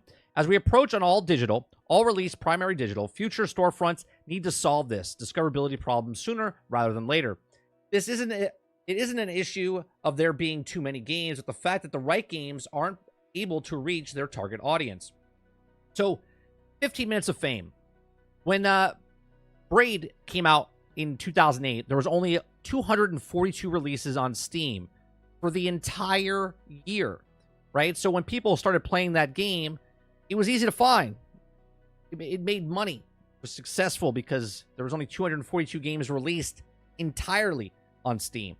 Okay, now fast forward to 2024, which still has a quarter of the year left. There has been already 10,862 game releases. That's an average of almost 50 games per day thus far, because the storefronts like PSN, Xbox, and have remained largely unchanged, okay, and innovating for years. So Braid's Anniversary Edition was released almost immediately pushed off the new release page. With the primary means of exposure in masses who don't follow major gaming, news cuts often re-release an established critical commercial hit less than or has sold like dog shit, according to creator Jonathan Blow. While we don't specify the numbers across all platforms, Blow did remark that Steam was the biggest platform, even if the game's player count peaked at a mere 570. Okay, for those of you that remember this game, okay, when it came out, it was a huge success. Okay, so much so it's on the mobile phones and whatnot. Then there's World of Goo 2, another IP with a strong legacy behind it, which was released at the beginning of August and yet seems to have made no splash at all. Okay, so this is another problem we were just talking about. People making sequels, right? Sequels come out and they just keep making it. They don't want to invest in new IPs, okay? And you think when a sequel comes out, like Torchlight 1, Torchlight 2, Torchlight 3, that it would be easier for them to get the thing in, okay? It already has an established base. But here you go, World of Goo and Braid's Anniversary Edition, not really a sequel for Braid, but for World of Goo, it's a sequel, and people that liked it didn't even make a speed bump. People were like, yeah, cool, right? Now, is that because there was no promotion for it, or was that because there was no audience for that game to begin with? I don't know. I never played World of Goo 1, okay? So one can imagine that it's intimidating to must be at the team preparing to launch a new IP, seeing how volatile the landscape is. When a game's launching alongside 50 others, poor timing can be the difference between appearing on the top store for a few hours or a few minutes.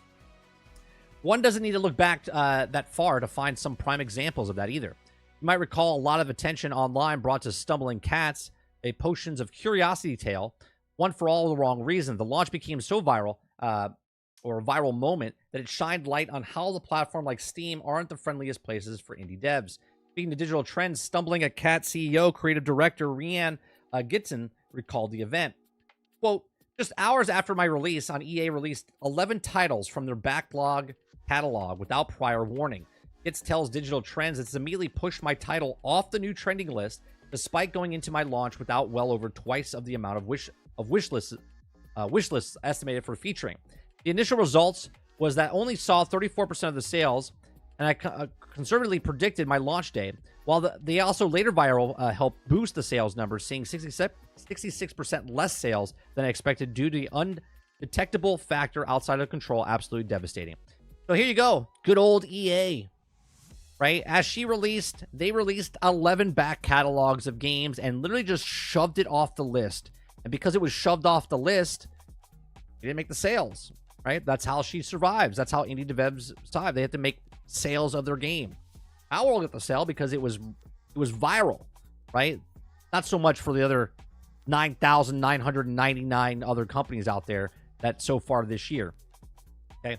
Now, the gravity of missing the initial week of exposure can have a major impact on developers, as the indie developer awakening Steam's algorithm can also be the difference between hundreds of dollars in sales and hundreds of thousands of dollars. And there's also a narrow window in which it's possible. Kitten says that while some games can become popular long after the release, and say the Steam game's journalism and player attention, Works pushes the highest significance of the first week of game's release, and also the effort to help make the game week as successful as possible. So there are content creators that play just indie games and try to get it out to the public as much as possible because they just truly love independent games. I know Ezekiel on Twitch, he plays lots of games, independent games. I also know of what was the other? There was another person that does a lot of indie games. Oh, I forget who it was, but they played Among Us 2. One of the big streamers. Okay, played Among Us, not Among Us 2, Among Us, and like 2 years after the game actually came out, it blew up and now it's super successful. That company is now making buku bucks off of that, right? So there are good stories, but there are also way more bad stories about this, right? So it says, of course, the platform doesn't make understanding how these systems and algorithms for discovery work simply. Developer Joshua Peoples also says, who is currently working on a solo project called Shadows of Mayhem, or Mamam. Also, the factor platforms like Steam are also total mysterious. Okay, platforms are most quietly quite about how discoverability works. The algorithm seems to change frequently. People explain, for instance, do I need 7,000 or 10,000 wish lists to promote on Steam? Both people have suggested that indie developers seek outside resources to better understand how to play the system, citing How to Market Your Game also by Chris Online Resources on how to market a game. Other developers offer a few suggestions on how the systems could be improved, amidst also no clear solution without a drawback. Such examples include exclude re-releases from New World trending pages and offering a filter tool that also uses a features list and the main consensus of desire for more opportunities of the Steam for indie devs and showcase their games. So it says large studios have marketing budgets of millions of dollars, easily land high exposure coverage from game outlets, and have their own fan communities that they're also happy to sing their praise. Now, the indie developers, you have to have your own tools to get your games in front of potential customers. Steam is not just a game distribution platform, it's the best game marketing platform for developers. The advantage of Steam is that the games are treated equally. And there's also everyone that has the shot of getting coverage. They also do the footwork to get it set up a success. Now, I can compare myself a little bit to, I think, what's happening with Steam with independent developers are going up against the bigwigs, right? In YouTube, as a small content creator, I am also trying to get my content out there amongst the people, right? Now, obviously, if you have bigger channels, they can push those things. They can push their channels out. They can promote themselves. They have a bigger... once you have the snowball rolling down the hill, it just gets bigger and bigger and bigger. But pushing the thing up the hill, it's a hard... You have to get over that cliff before it starts to ravel itself, right? So as a content creator on YouTube, when I make content, I put it out there. I'm like, it's keeping me down. The algorithm's not working, for me, and that's true. But at the same time, YouTube lets it be fair for everybody to a point, okay? And that's the same thing that's happening here with Steam, the independent developers, right? The algorithm lets people do it for themselves, but at the same time, when more people take advantage, when more bigger content creators, for instance, if I again compare my stream to someone else's stream. Let's say I have a stream that I'm doing, and all of a sudden, the exact same time I go live, some of the biggest content creators also go live, and there's something happening, right? If I'm covering a news story that nobody's covering, I might get a couple more views, right? But if I cover a story that everyone's covering, well, then I'll get drowned out because they're covering it, and they get pushed up to the top, and I get pushed down. And when you scroll down the YouTube list, you're looking at the page 1, maybe page 2, but that's about it. You're not going to scroll page after page after page. That's the exact same thing that's happening with the independent developers, right?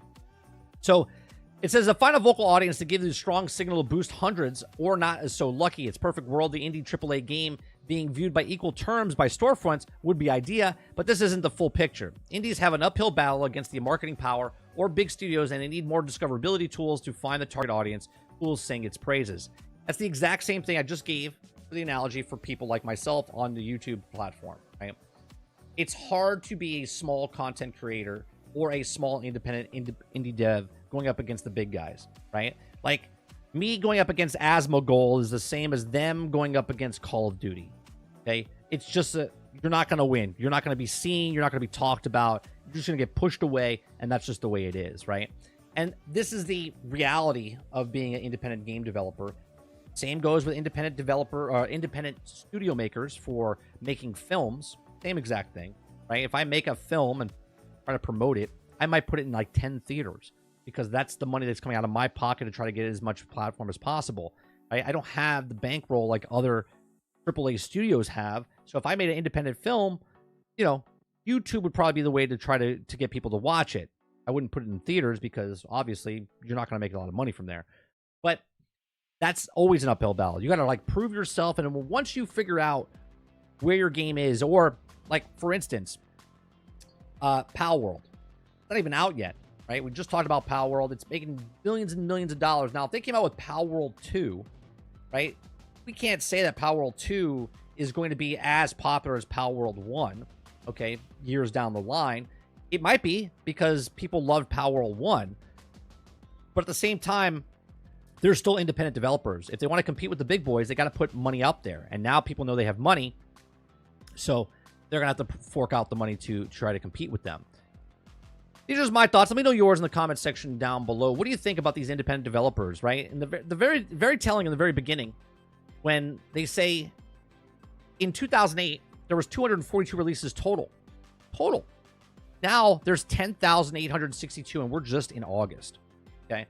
So you, as gamers out there, what do you look forward to? Do you even look at independent developers or indie games? I don't.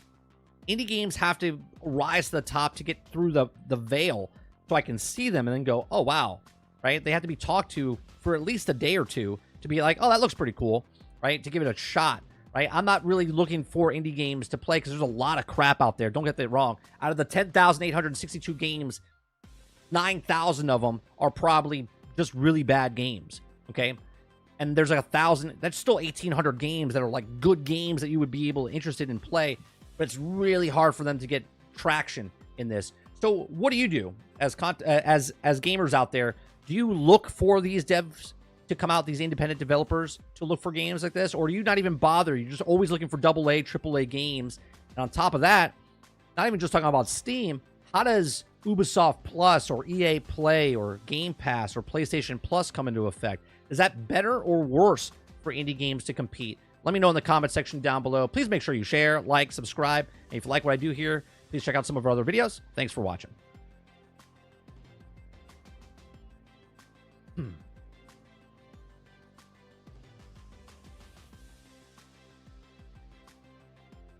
right, let me see what you guys are saying here.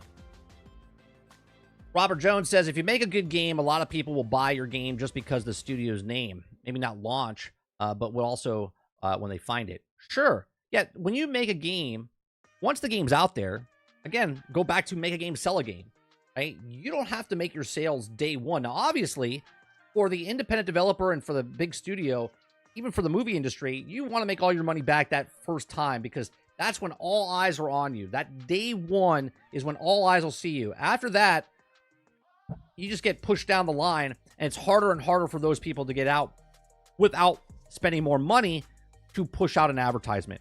Get it out there. Then you start to go in the hole even more. So they really need that first opening weekend or that first release date for those games, movies, TV shows to really get people attention for it. Let's see.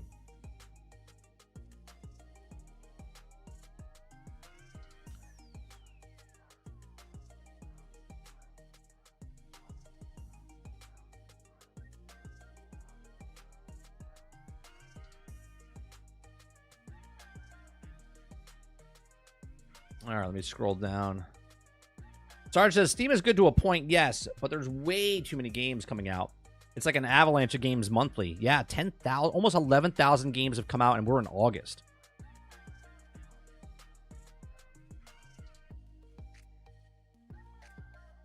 Robert Jones says, yeah, some podcasts used to read out a list of games coming out this week, and now it's unreadable. Well, here, just if I open up a new browser inside of right, look at it just in this little thing in Opera GX. It shows a bunch of games, right? These are all games: Windows, PlayStation, Xbox, Switch, Mac, Linux. Look, they don't show all the games that are coming out. They only show the somewhat popular games that are coming out. They don't show a lot of the stuff. We're talking 20 games here in this month. Meanwhile, there's like 200, 300 games not on this list.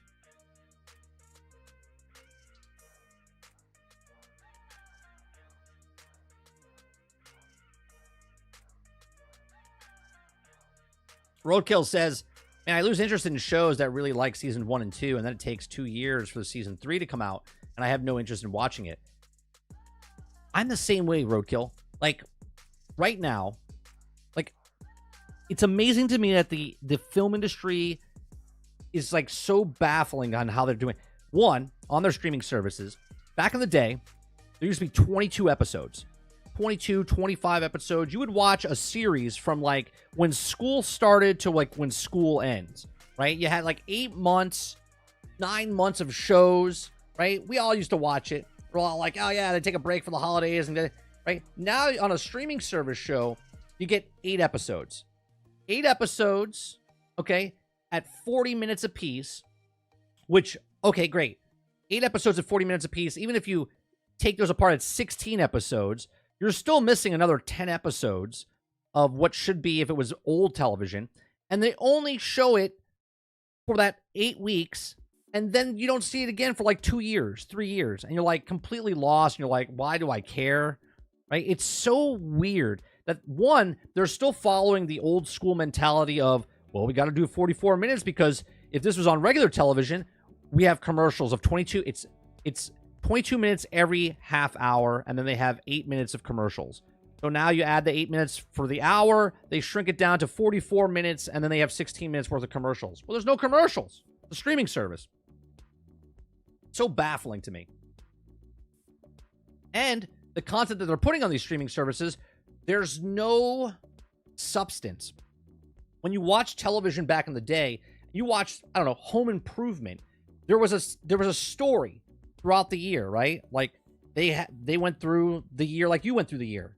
You were stuck into that moment of, oh, they just started school in the show. Oh, they're taking holiday break. Oh, they're going into spring break. They're doing something. And each week there was like a little story for that episode and for the branching overall story of the series. In this, it's let's tell you nothing to the next episode, to tell you nothing to the next episode, to get you to the end of the story on 8 episodes, to tell you nothing so you can come back 2 years from now. For what? It's just so you can keep your subscription model on the actual service. Terrible. Terrible. Eclipse says, the best thing they can do for Steam is to wishlist, and more wishlists gets more of a chance to get to one of the top features on the Steam homepage. Yeah, but did you hear what that woman said? She said for her game, even with the wish list, EA completely killed her game because they launched 11 titles. She had a wish list. It said, let's see. Immediately pushed my title off the thing. The initial results was that I only saw 34% of the sales, okay, and predicted on my launch day, okay. People wish list her stuff. It said the launch with well over twice the amount of wish lists estimated for the featuring, okay. And yet, even though they were wish listed, it still didn't get the sales because it got pushed off the page. Out of sight, out of mind. Out of sight, out of mind. This is why content creators on YouTube or Twitch or anything hate going on vacation, because there's 3 days, right? Like, you guys are in your cycle. Like, every day, you know, I'm live Monday through Thursday. If I break that, all of a sudden I go live on Friday, you're like, oh, what the hell? I wouldn't get a turnout like I do my average because no one knows I'm live on Fridays. If I leave for a week like I did for vacation, it takes weeks for people to come back because YouTube doesn't push it out anymore. Some of you don't get notifications. Okay, out of sight, out of mind. So now it's like restarting over again. This is why content creators hate taking breaks. This is exactly why it doesn't matter if you have it wishlist or not.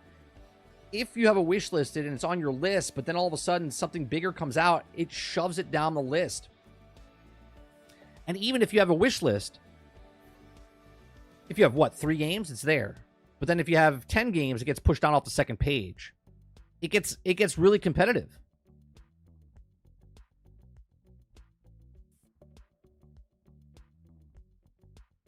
Travis says, 30, I almost hate saying this, but if you're a smaller game, why would you be promoted heavily? Well, it's not about being promoted heavily. It's about, you got to try to, how do I put this? If I have, I'm going to do an analogy of a gas station. Okay. I have a small little mom and pop gas station. Then across the street, it's a Wawa. Okay. I happen to be running a sale. Wawa isn't. But Wawa, all of a sudden, on the day that I decide to open, I say the cheapest gas that there is in town, and Wawa's like, boom, us too. You don't know me. You don't know my brand. You don't know my gas station. It just says 30's gas station. Okay. But Wawa, which is a big, huge thing. Wawa's is huge gas company chain, Travis. It's the Southeast and whatnot. But anyway, if a Wawa all of a sudden that day did the same price as me, it would completely drown me out because people know what that brand is. They know what it is. Waterbear says, are you going to give a demo for Kyborg a try 30? I don't even know what that is. I'll look it up right now. Not sure if it's a type of game that but it looks fun. The demo is just an arena showing off the combat, I believe. Let me look it up.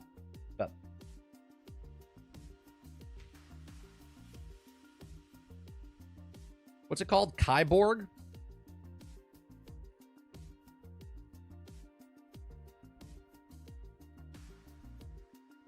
The cyberpunk sub. Here, I don't want to hear it. I just want to bring it up.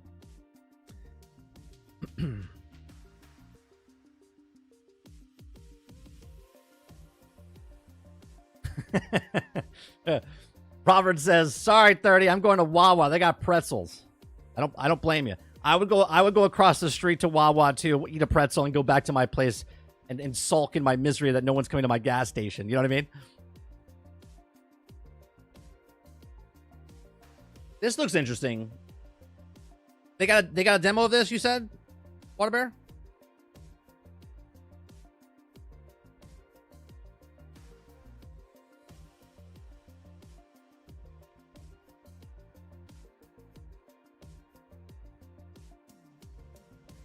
No. Wawa's nowhere near what a Buc-ee's is. Buc-ee's is like a Walmart for gas stations, and Wawa is just a really good gas station. It's kept clean. It's got a lot of options inside. They got free air. You'll be amazed how many fucking cars go there because of the free air. Air for tires, by the way, just in case people are confused. It's not like they're selling fucking air yet.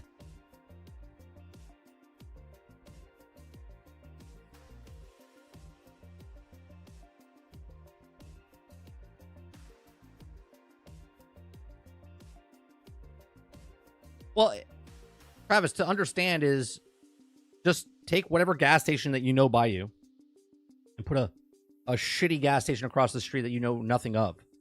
And then that's the comparison, right? A franchise versus a non.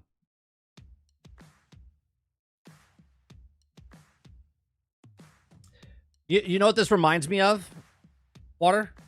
This reminds me of a shittier version of Batman Arkham. Right? And this is not a dig on this game. It's just that Batman's arena was so fucking fun and good that watching this makes me want to go play that again.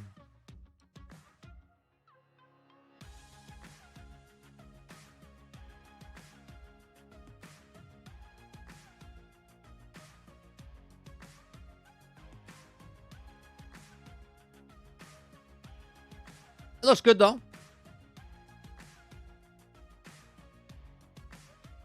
The combat's really good, but then the gunplay is horrible.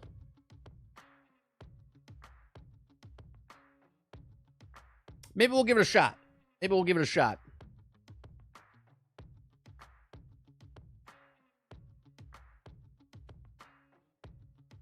It's a 7-Eleven that cares. They're building we had no gas stations over here. You guys, you want to know local drama? Here, are you ready for this? Speaking of gas station. Speaking of Wawa, there's a gas station that's been we're in a very years ago. It was an unpopulated area where I'm at, right? There was one gas station which was a 7-Eleven on this corner, and nothing was past this. Like, the road ended at the gas station, okay? We're talking 1 lane each way when the guy opened up his gas station. Okay. Fast forward 25 years later, this guy has a gas station. He's a franchisee owner of a 7-Eleven. And he got the whiffs of a Wawa was opening across the street. Okay. And we were all excited. We're like, oh man, a Wawa is going to open up over here. And I'm like Jones. I'm like thinking about the egg sandwiches and the pretzels and stuff like that. Like, it's good. But then something happened where all of a sudden the local politicians said they couldn't build a gas station across the street from the gas station. Right? And through the grapevine, we heard that somebody, we don't know who, persuaded them with $5 million to not zone a gas station across the street. So now they just have a car wash being built across the street. So the guy, potentially, that owned that 7-Eleven, instead of having competition come across the street, he literally paid $5 million, okay? $5 million to keep them away, okay? Keep them away from a gas station so there's no competition. Now, 4 miles down the road, they were supposed to build they were supposed to build a Wawa. Okay? That got vetoed, and now another 7-Eleven is being built over here. Okay? Now I'm looking into it to see if it's the same owner of the other 7-Eleven. But there's some local drama for you, right? Money talks, bullshit walks.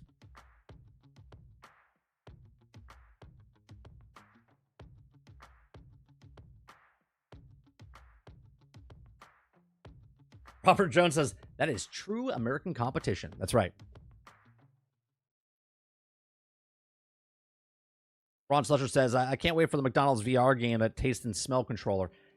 I'm only going to play the McDonald's game if it's a VR extraction with some bugs in it, Ron. All I'm saying.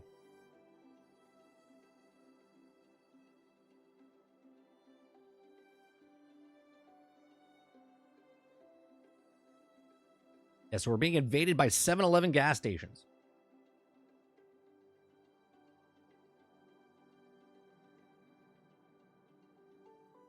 Travis says, so anyone got any guesses for Gamescom tomorrow? No guesses. I'm keeping an open mind. Tomorrow we are streaming at 2 o'clock in the afternoon, which we usually don't. Just a heads up. So tomorrow, we got the morning show from 10 to 12:30, 1 o'clock. Then I'm going to take a break. And then I'm going to go live again about 10, 15 minutes before it starts. And then we're going to watch opening night at Gamescom with Jeff Keighley.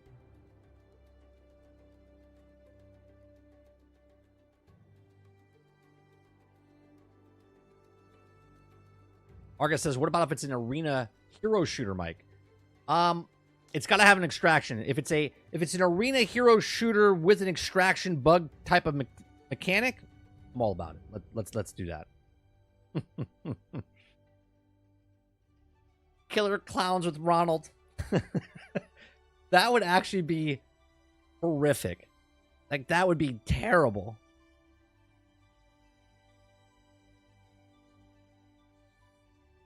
Travis, did you see how much money that Borderlands made? You seen it? Let me bring it up. Let me show you what Borderlands made this weekend. First of all, second week in the box office, right? Do we see Borderlands on the dailies? No. Let me see where it is in the dailies. Borderlands sits at 10, okay, on the daily. On the weekly, Borderlands sits at 10 as well, okay? Movies that came out that made more money is this movie right here, which opening weekend made $2.5 million for Spree 2. I don't even know what Spree is, but it made more money than Borderlands the movie. And Borderlands the movie is at a whopping, after 2 weeks... 2 weekends, I should say. 2 weekends. Okay. It's at 18.5 million worldwide. wide. Like, wow. Wow. Like, let's play taps, because that is impressive. That is impressive. Okay. It made this weekend less than $2 million. $2.2 million. That's a bad movie.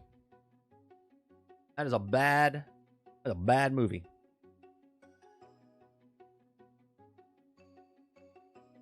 This upcoming weekend, my son's birthday, I gotta sneak off and go watch Deadpool 3, or Deadpool and Wolverine.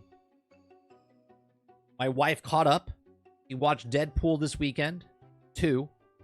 So now she's saw all the Deadpool she needs to see. So we're gonna go to the movies this weekend. We're gonna watch Wolverine, Deadpool and Wolverine. Probably next Sunday is probably when we're gonna watch it.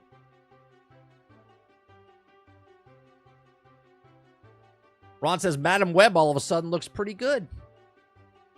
Yeah. Still shit, but it looks pretty good.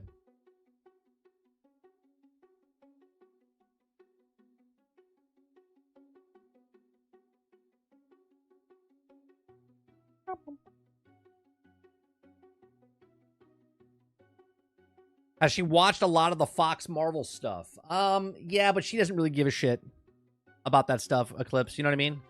Like, she's watched all the X-Men stuff in the past.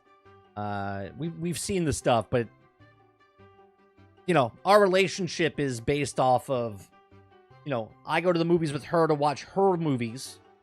She comes to the movies to watch stuff for me. We're there physically, right? You might get some stuff out of the film, but you're there just so they're not there alone. You know what I mean?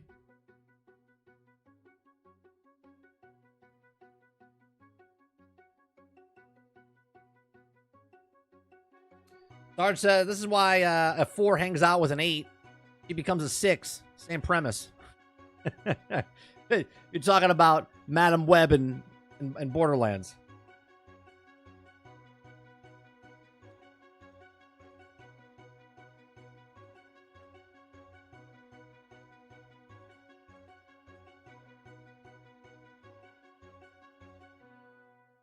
Argus says, yeah, Madam Web over here, the tightly coiled spiral of shit with peanuts in it. And Borderlands is a chaotic pile of loose diarrhea on the ground. Both shit, but still comparably different. Very well said. Very well said, Argus. You never know whose comment I'm going to put on the screen. You never know whose comment I'm going to put on the screen.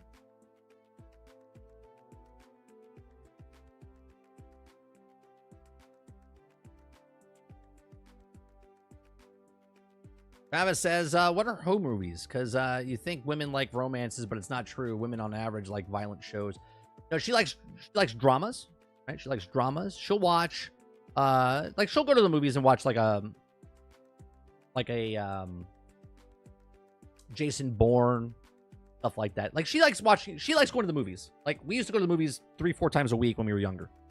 Okay, now we have responsibilities and kid, right? So, but we used to go to the movies all the time. She likes those movies like I'm trying to think of some chick flicks and stuff like that. She likes those movies.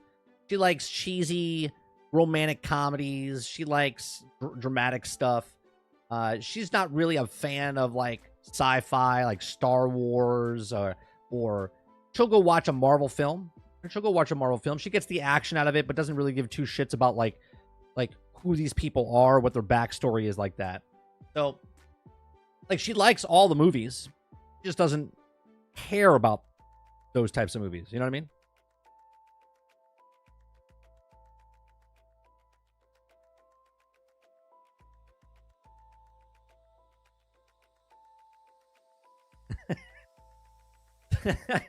It says, enjoy your lunch, everyone.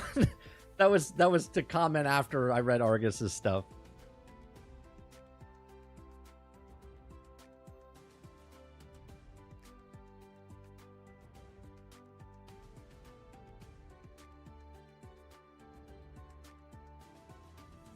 Yeah, I had to watch. Unfortunately, I wasn't home when 50 Shades of Grey came out. I was traveling the world at that point. But yeah, like I watched the Twilight movies and stuff like that. Those of you that have significant others, you know, you're on the couch like when like Gossip Girl was on, right? I shit you not. I shit you not. I didn't know what Gossip Girl was. I think it was like season 2. I forget how many seasons it had. Right? She's like, "Hey, do you want to watch this show with me?" I'm like, "No, not really."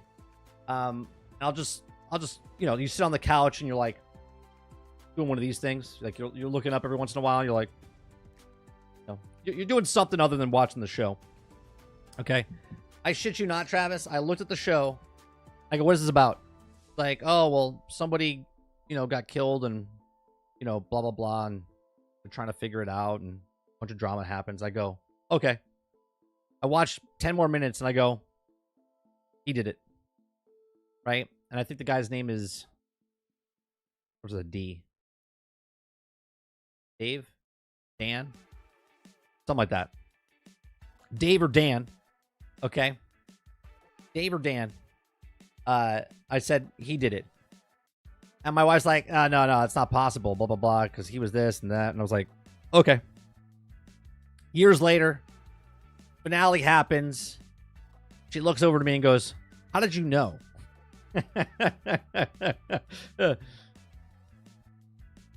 How did you know?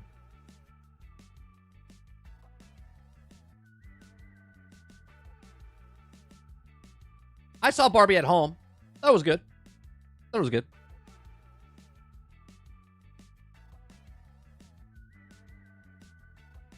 Eclipse says, "I watched Sex and the City and Gilmore Girls because of my ex.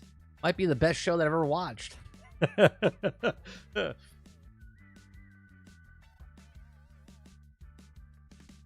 She actually is. Oh, I said that a couple weeks ago, right? Yeah, she's watching. She hasn't told me. She hasn't told me anything else. So either she hasn't watched it or she's okay with it.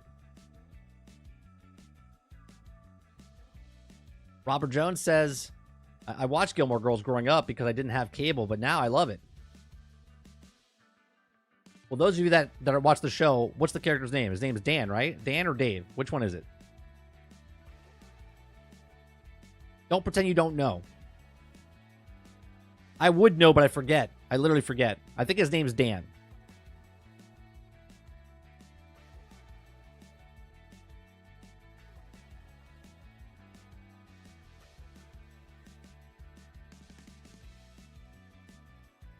What's The Bear? What's that show, Travis? The Bear? Look at Travis. Travis is like, his name is Who Cares? But I think it's Dan. Oh, you're a closet gossip girl. I got you, Travis. I got you.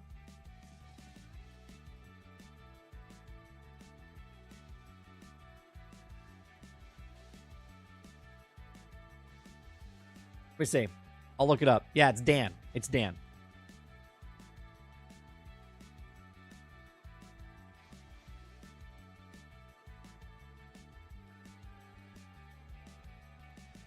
The show's about cooking, and they own a restaurant. All right, I'll check it out. I'll check it out. What is it on? Is it a comedy? Is it a drama? Is it a dramedy?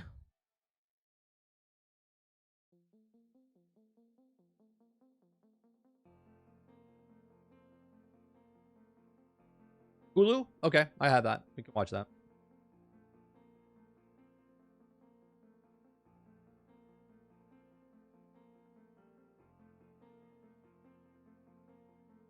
Robert Jones says, "Gilmore Girls introduced me to white culture." You know, Jones, I didn't know you were black. Or I forgot that you were black. Which makes it even more interesting. With that comment, now you're like, "Introduce me to white culture." That's not white culture. That's Upper East Side white culture.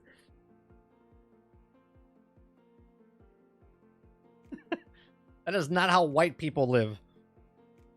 That's how entitled white people live.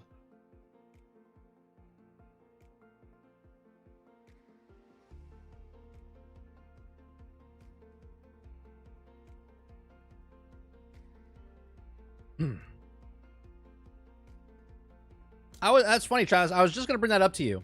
That's a good show. That's a good show. Obviously I figured it out before they told us every season. But it's a good show. Murders in the Building, good show.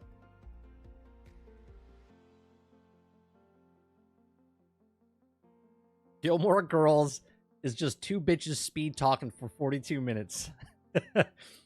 Actually, it's there's 3 and 3. There's 3 guys and 3 girls. It's like drama-ridden Friends.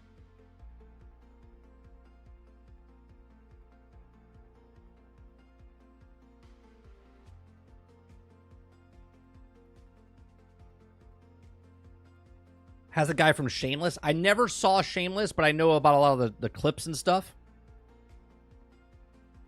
Right? That's that one with the gay guy that has all those memes and stuff on the internet. That's Shameless, right? Or is that a different one?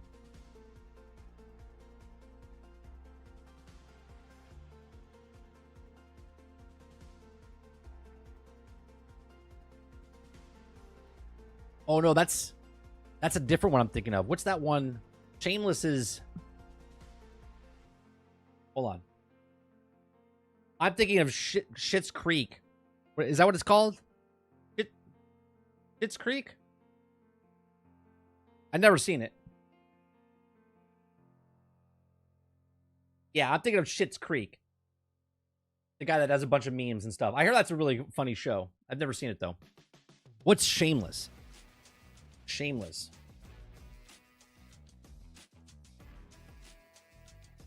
Is that William H. Macy?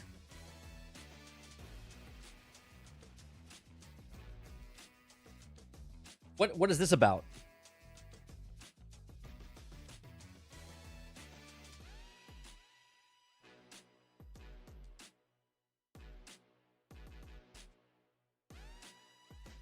What is Shameless about? It just says a scrappy, loyal Chicago family makes no apologies. That's what it's about?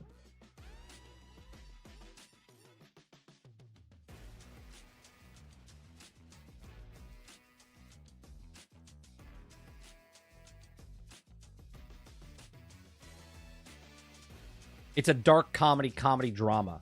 Okay.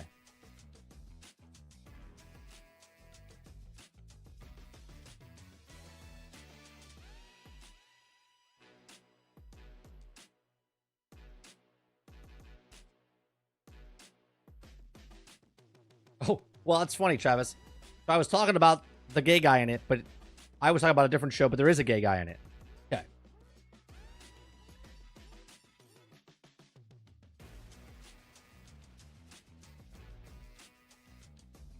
Sarge says, I picture Robert Jones talking to himself in third person while watching the show. Robert Jones is not watching this Caucasian comedy in my claiming time. Yeah. Is this what white people do? Jones, that's not how white people act in Gossip Girl. Again, that's just in Manhattan and just in the Upper East Side.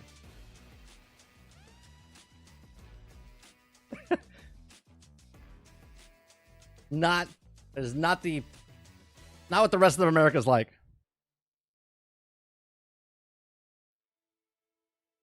All right, Travis, later. That's funny.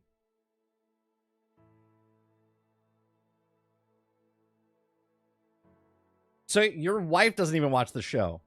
So you're literally watching Gossip Girl without your wife? Your wife is the one doing this on the couch? Like scrolling and watching while you're watching it?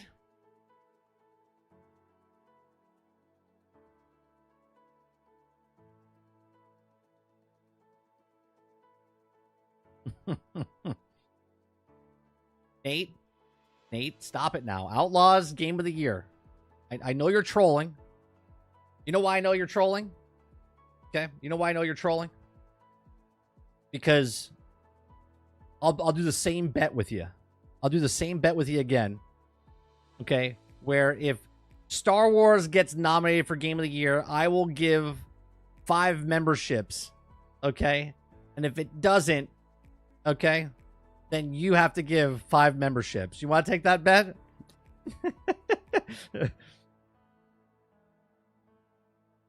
Let's see how strong you believe that Star Wars Outlaws will be Game of the Year.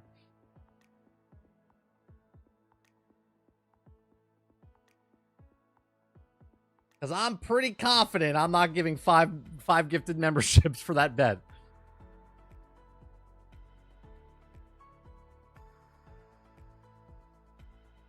No. Game of the Year. Not any Game of the Year category. Game of the Year. Just has to get nominated.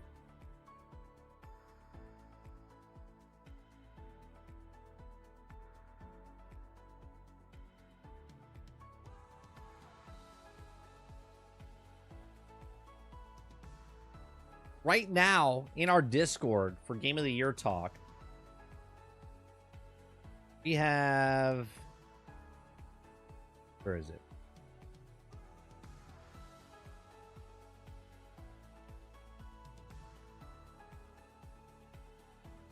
Right now, for contenders, we have Stellar Blade, we have Final Fantasy. This is based on you guys, what you guys are talking about.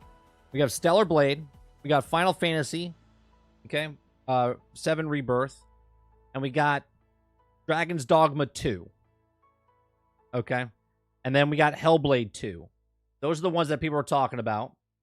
I'll throw Black Myth Wukong in there as a nomination.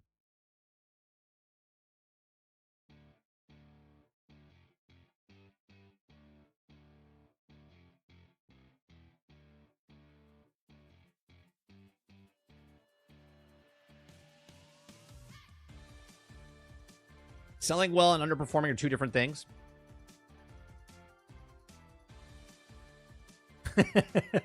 Cliff says it would definitely be game of this year. No, it'll be a game in the year, but I don't think it's getting nominated for game of the year.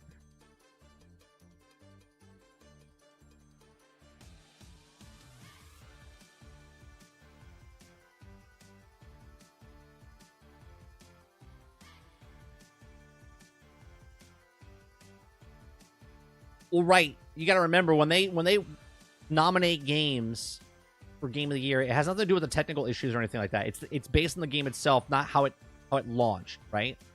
How it launched or how it is. It's literally how they created the game and the bits and pieces in the game.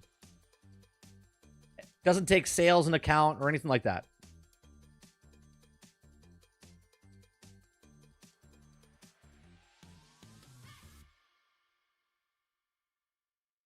Wasn't there another game that just came out recently that people liked? Let's see a list here.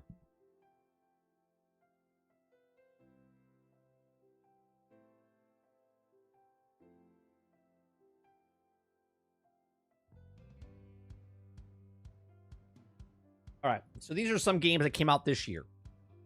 We got a list here. Again, this might not be all the ones, right? Come on, bro. Sales count a little. It doesn't. It doesn't at all, Sarge. The people that vote on it have no point of the sales. It's just the game itself. We got Prince of Persia. We got Dragon's Dogma. We got Like a Dragon. We got Final Fantasy VII Rebirth, Helldivers 2, Suicide Squad, Tekken 8, Alone in the Dark, Another Code, Hollow Justice, Grand Blue Fantasy, Homeworld 3, Last of Us Part 2, Skull and Bones, Banisher, Destiny 2 Final Shape, Mario vs. Donkey Kong, Animal Well, Avowed. Well, Avowed's getting pushed to next year. Persona 3. That's about it. Of this list. Biggest games coming in 2024. I mean, Prince of Persia could be nominated. 100% Prince of Persia could be nominated. Dragon's Dogma could be nominated. Final Fantasy. Stellar Blade's not on this list. I don't know why. But Stellar Blade, right? Stellar Blade. Black Myth, that's 5. Right? That's 5 right there.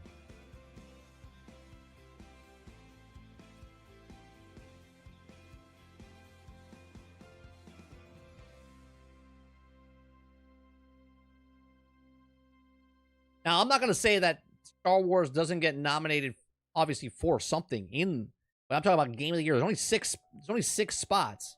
6, right? So, is there another game coming out, bigger game this year that's coming out that could potentially take it? I'm trying to look to see if there's another.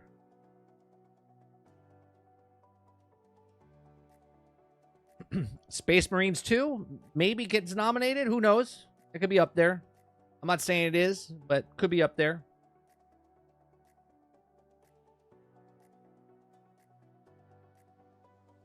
Is there another Nintendo game coming out? Is that Zelda game coming out this year? Oh, Mario and Luigi Brothership. That's probably going to get fucking nominated.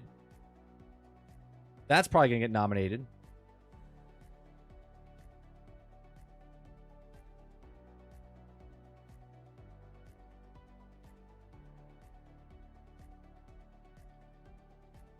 Yeah, Nate, I'm not saying it's not going to be... We're going to play it. We're playing it. We're playing it for the $18 a month, okay? The one-time payment that we're paying for it for Outlaws. I'm going to play it, right? I'm not going to judge the game if it's... I just look at it and I don't think... My opinion could change, right? So, just looking at it, comparing to the other games that are coming out or out, I don't see it as a Game of the Year contender. But after I play it, I could 100% change my mind and be like, you know what? It's a damn good game.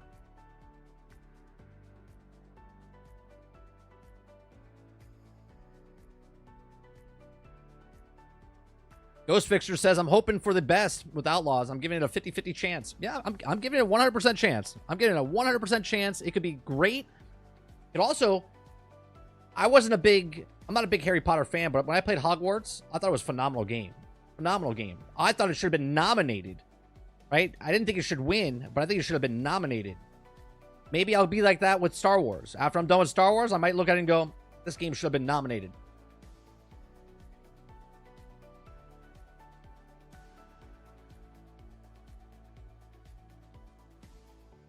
There was another game that came out that I can't think of.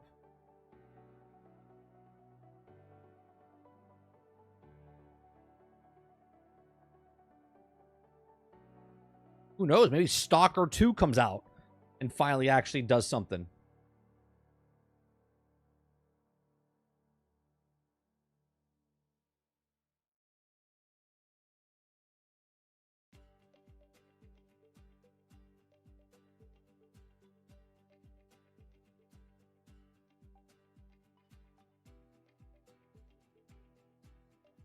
Is there any updates on the new Fable game coming out? I used to love playing the series back in the day. They'll probably say something at Gamescom. Maybe? Maybe? Actually, there was a list. Hold on. There was something that they posted. There was something they posted a couple days ago about Gamescom. Inside Ted, what they were going to talk about. Where was that at?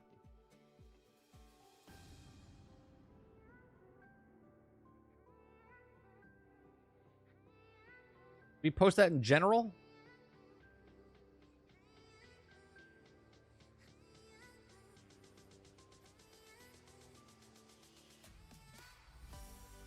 No, I guess not.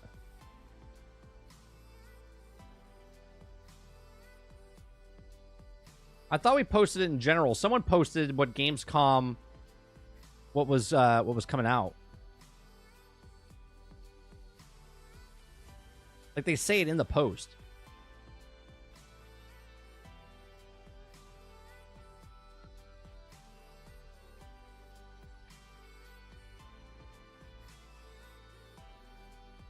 Let's see if I can find the picture.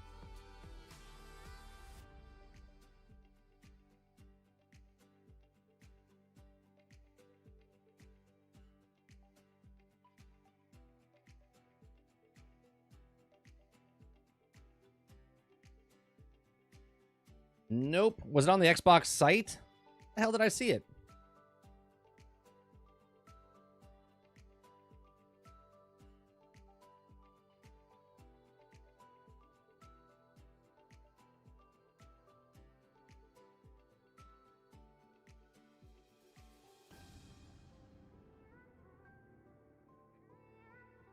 Yeah, they talk about Call of Duty, Black Ops 6, Monster Hunter Wilds, Indiana Jones, Great Circle, Little Nightmares 3, Dragon Ball Sparking Zero, Batman Arkham Shadows, Dune Awakening,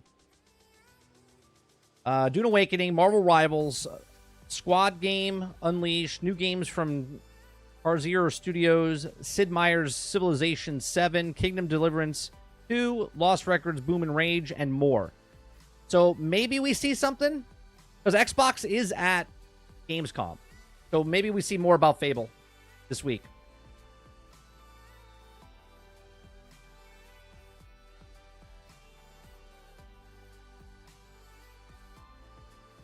I gotta go back, Ghost Fixer. I gotta go back and play that mission they finally put into the Xbox and PC version.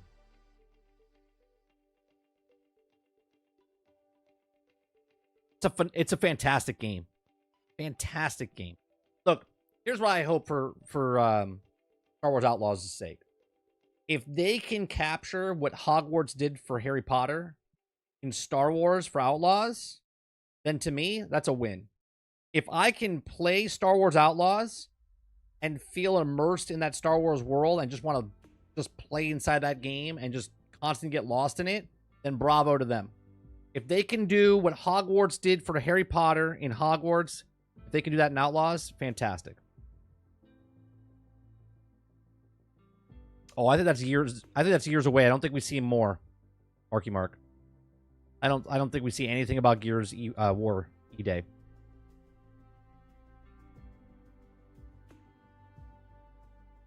Papa says 30. I would expect an announcement at Gamescom. A possible beta early to mid next year. Probably ever very limited people though. For Fable, yeah, I think we see something about it, and then we'll start ramping it up at the Game Awards at the end of this year, and then it comes out late next year, probably.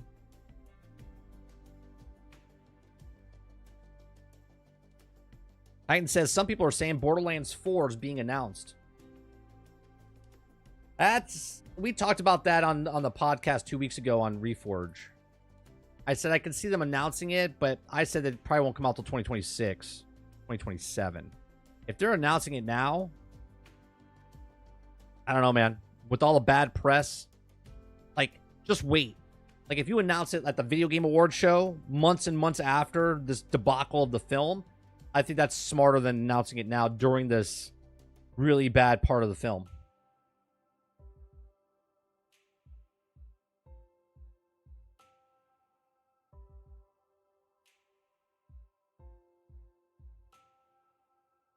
I would love to see Light No Fire at Gamescom, Roic. I'm excited about that.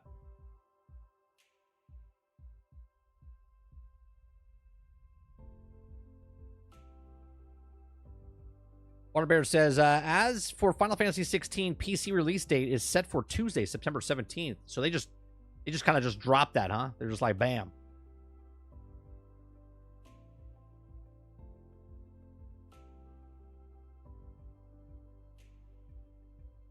Let me see if Twitter's announcing anything here. What is this? The Nightling. Play as a brave young Nightling, performing action adventure search for missing knights. Thing. Play at the indie booth.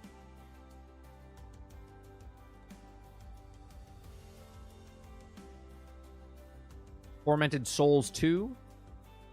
24 minutes of gameplay on IGN. Starship Troopers Extermination will be at Gamescom August 21st to 25th. So they probably are going to announce something of when it actually launches. I think it's October, if I'm not mistaken.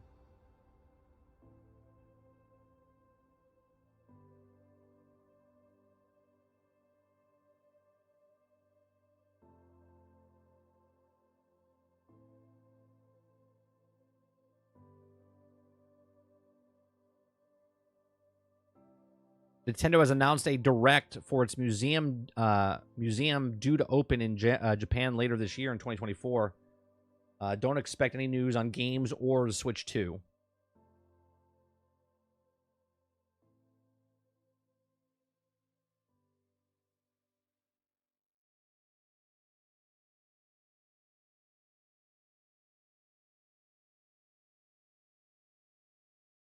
$50 on PC.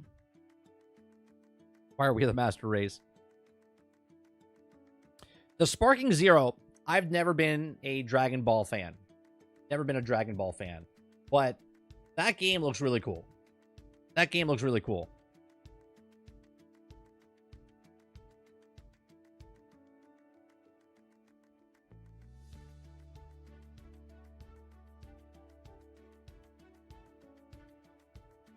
Chris says, apparently since Disney owns the Aliens and Predator franchises, they're making a Marvel Comics crossover for Marvel's Avengers versus Alien.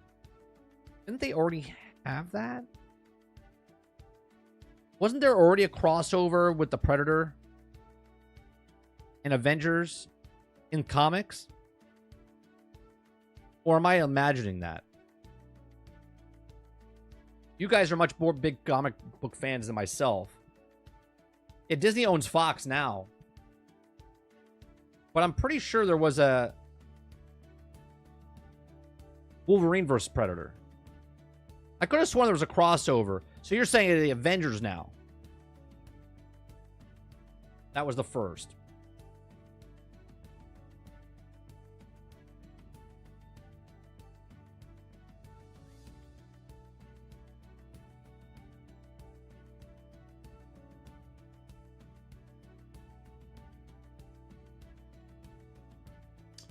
Let's see. Marvel versus Alien variant covers send. Okay, so this is one that happened in June 11, 2024. They had a Deadpool one with aliens.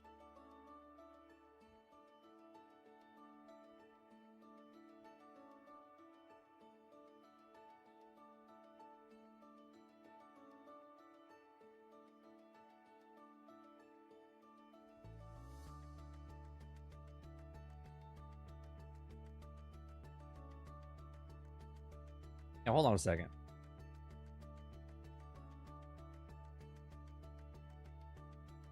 I could have sworn...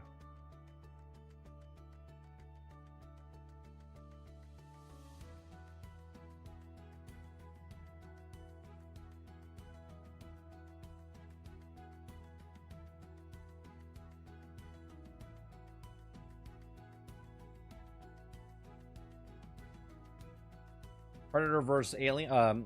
Predator versus Black Panther. That's coming out. Predator versus Wolverine in 2023. Predator Marvel Comics came out by Marvel Comics in 2022.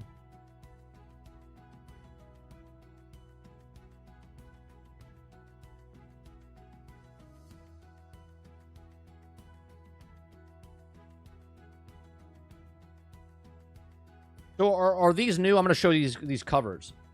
Are these new or is this old? Right? Because we've had the Predator. Got an Amazing Spider-Man versus the Predator. We got Savage Avengers versus the Predator. We got Predator versus Wolverine. We got Predator versus... are these the new ones that they're talking about?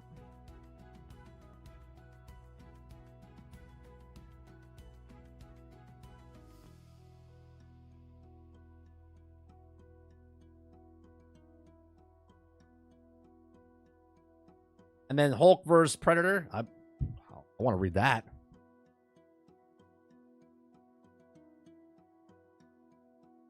Are those all new? Some of them are variant covers.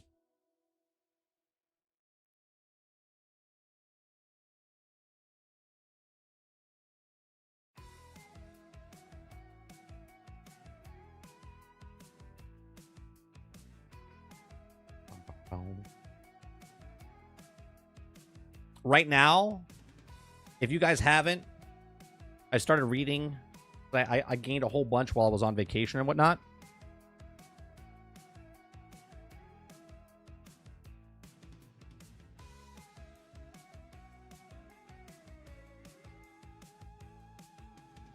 You gotta start reading. If you guys are Transformers fans, you gotta start reading the Darren Warren Johnson run. Okay, it is so freaking good. I got them all up to 12 right now. You gotta read this. If you're a Transformers fan, you gotta get it. I don't have all the, because I was late to the party, so I don't have all the same covers. But some of the I love the clean look on some of them.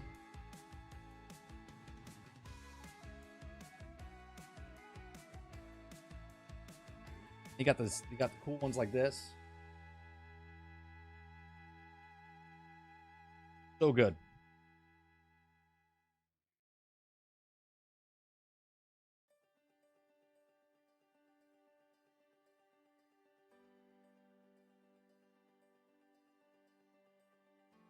Great run. I haven't finished. I'm only in number 3 right now. I got a bunch of them.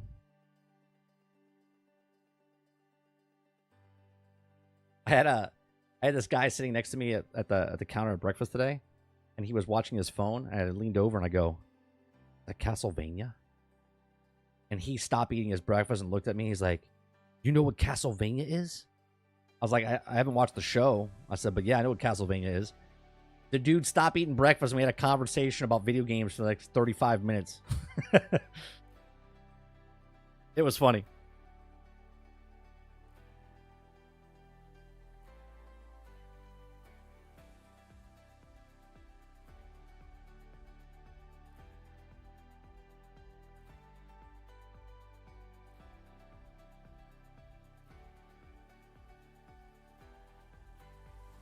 I just leaned over. I was like, "Castlevania show?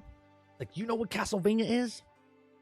Started talking to him, and he's my age. He's 47 years old, and we were just bullshitting away.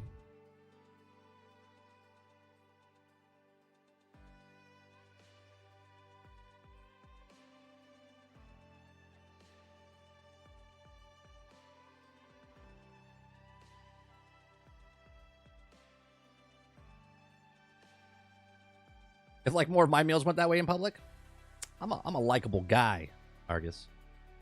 I go places and talk to people.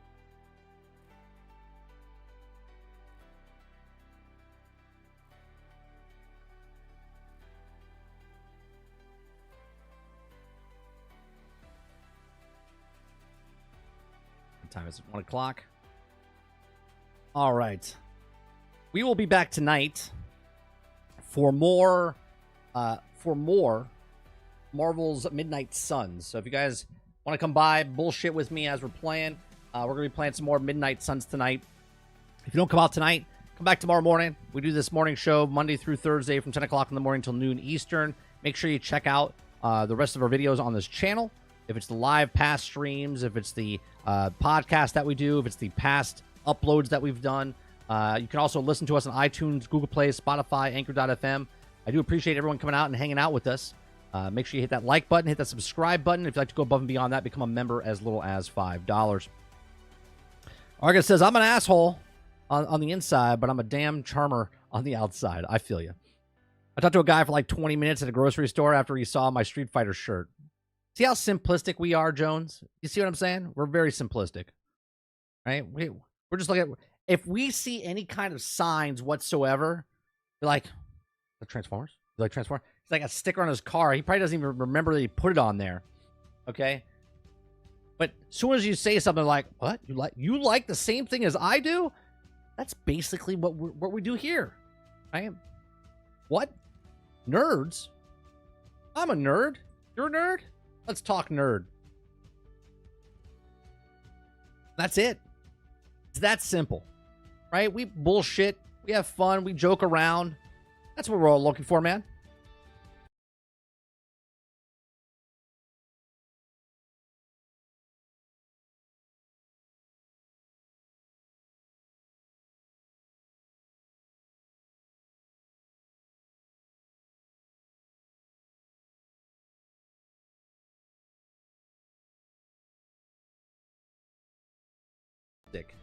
Oh, there it goes.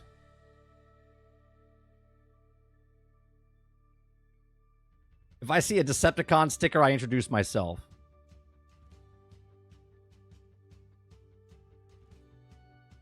I think Nate is like super far behind. Because he's just bringing up home improvement now is way behind. He's going to be shocked when he hears me say the bet.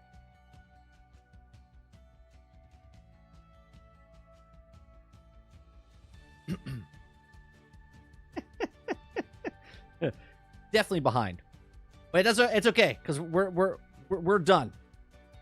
We appreciate it very much. I'll see you guys tonight for Marvel's Midnight Suns. If I don't see you tonight, we're going to be playing Midnight Suns Monday and Tuesday. Wednesday, we're going to be playing some Borderlands 2 with Sarge. Anybody else that also wants to join us. And other than that, you guys have a great rest of your afternoon, evening. I'll see you guys on the next one. Peace.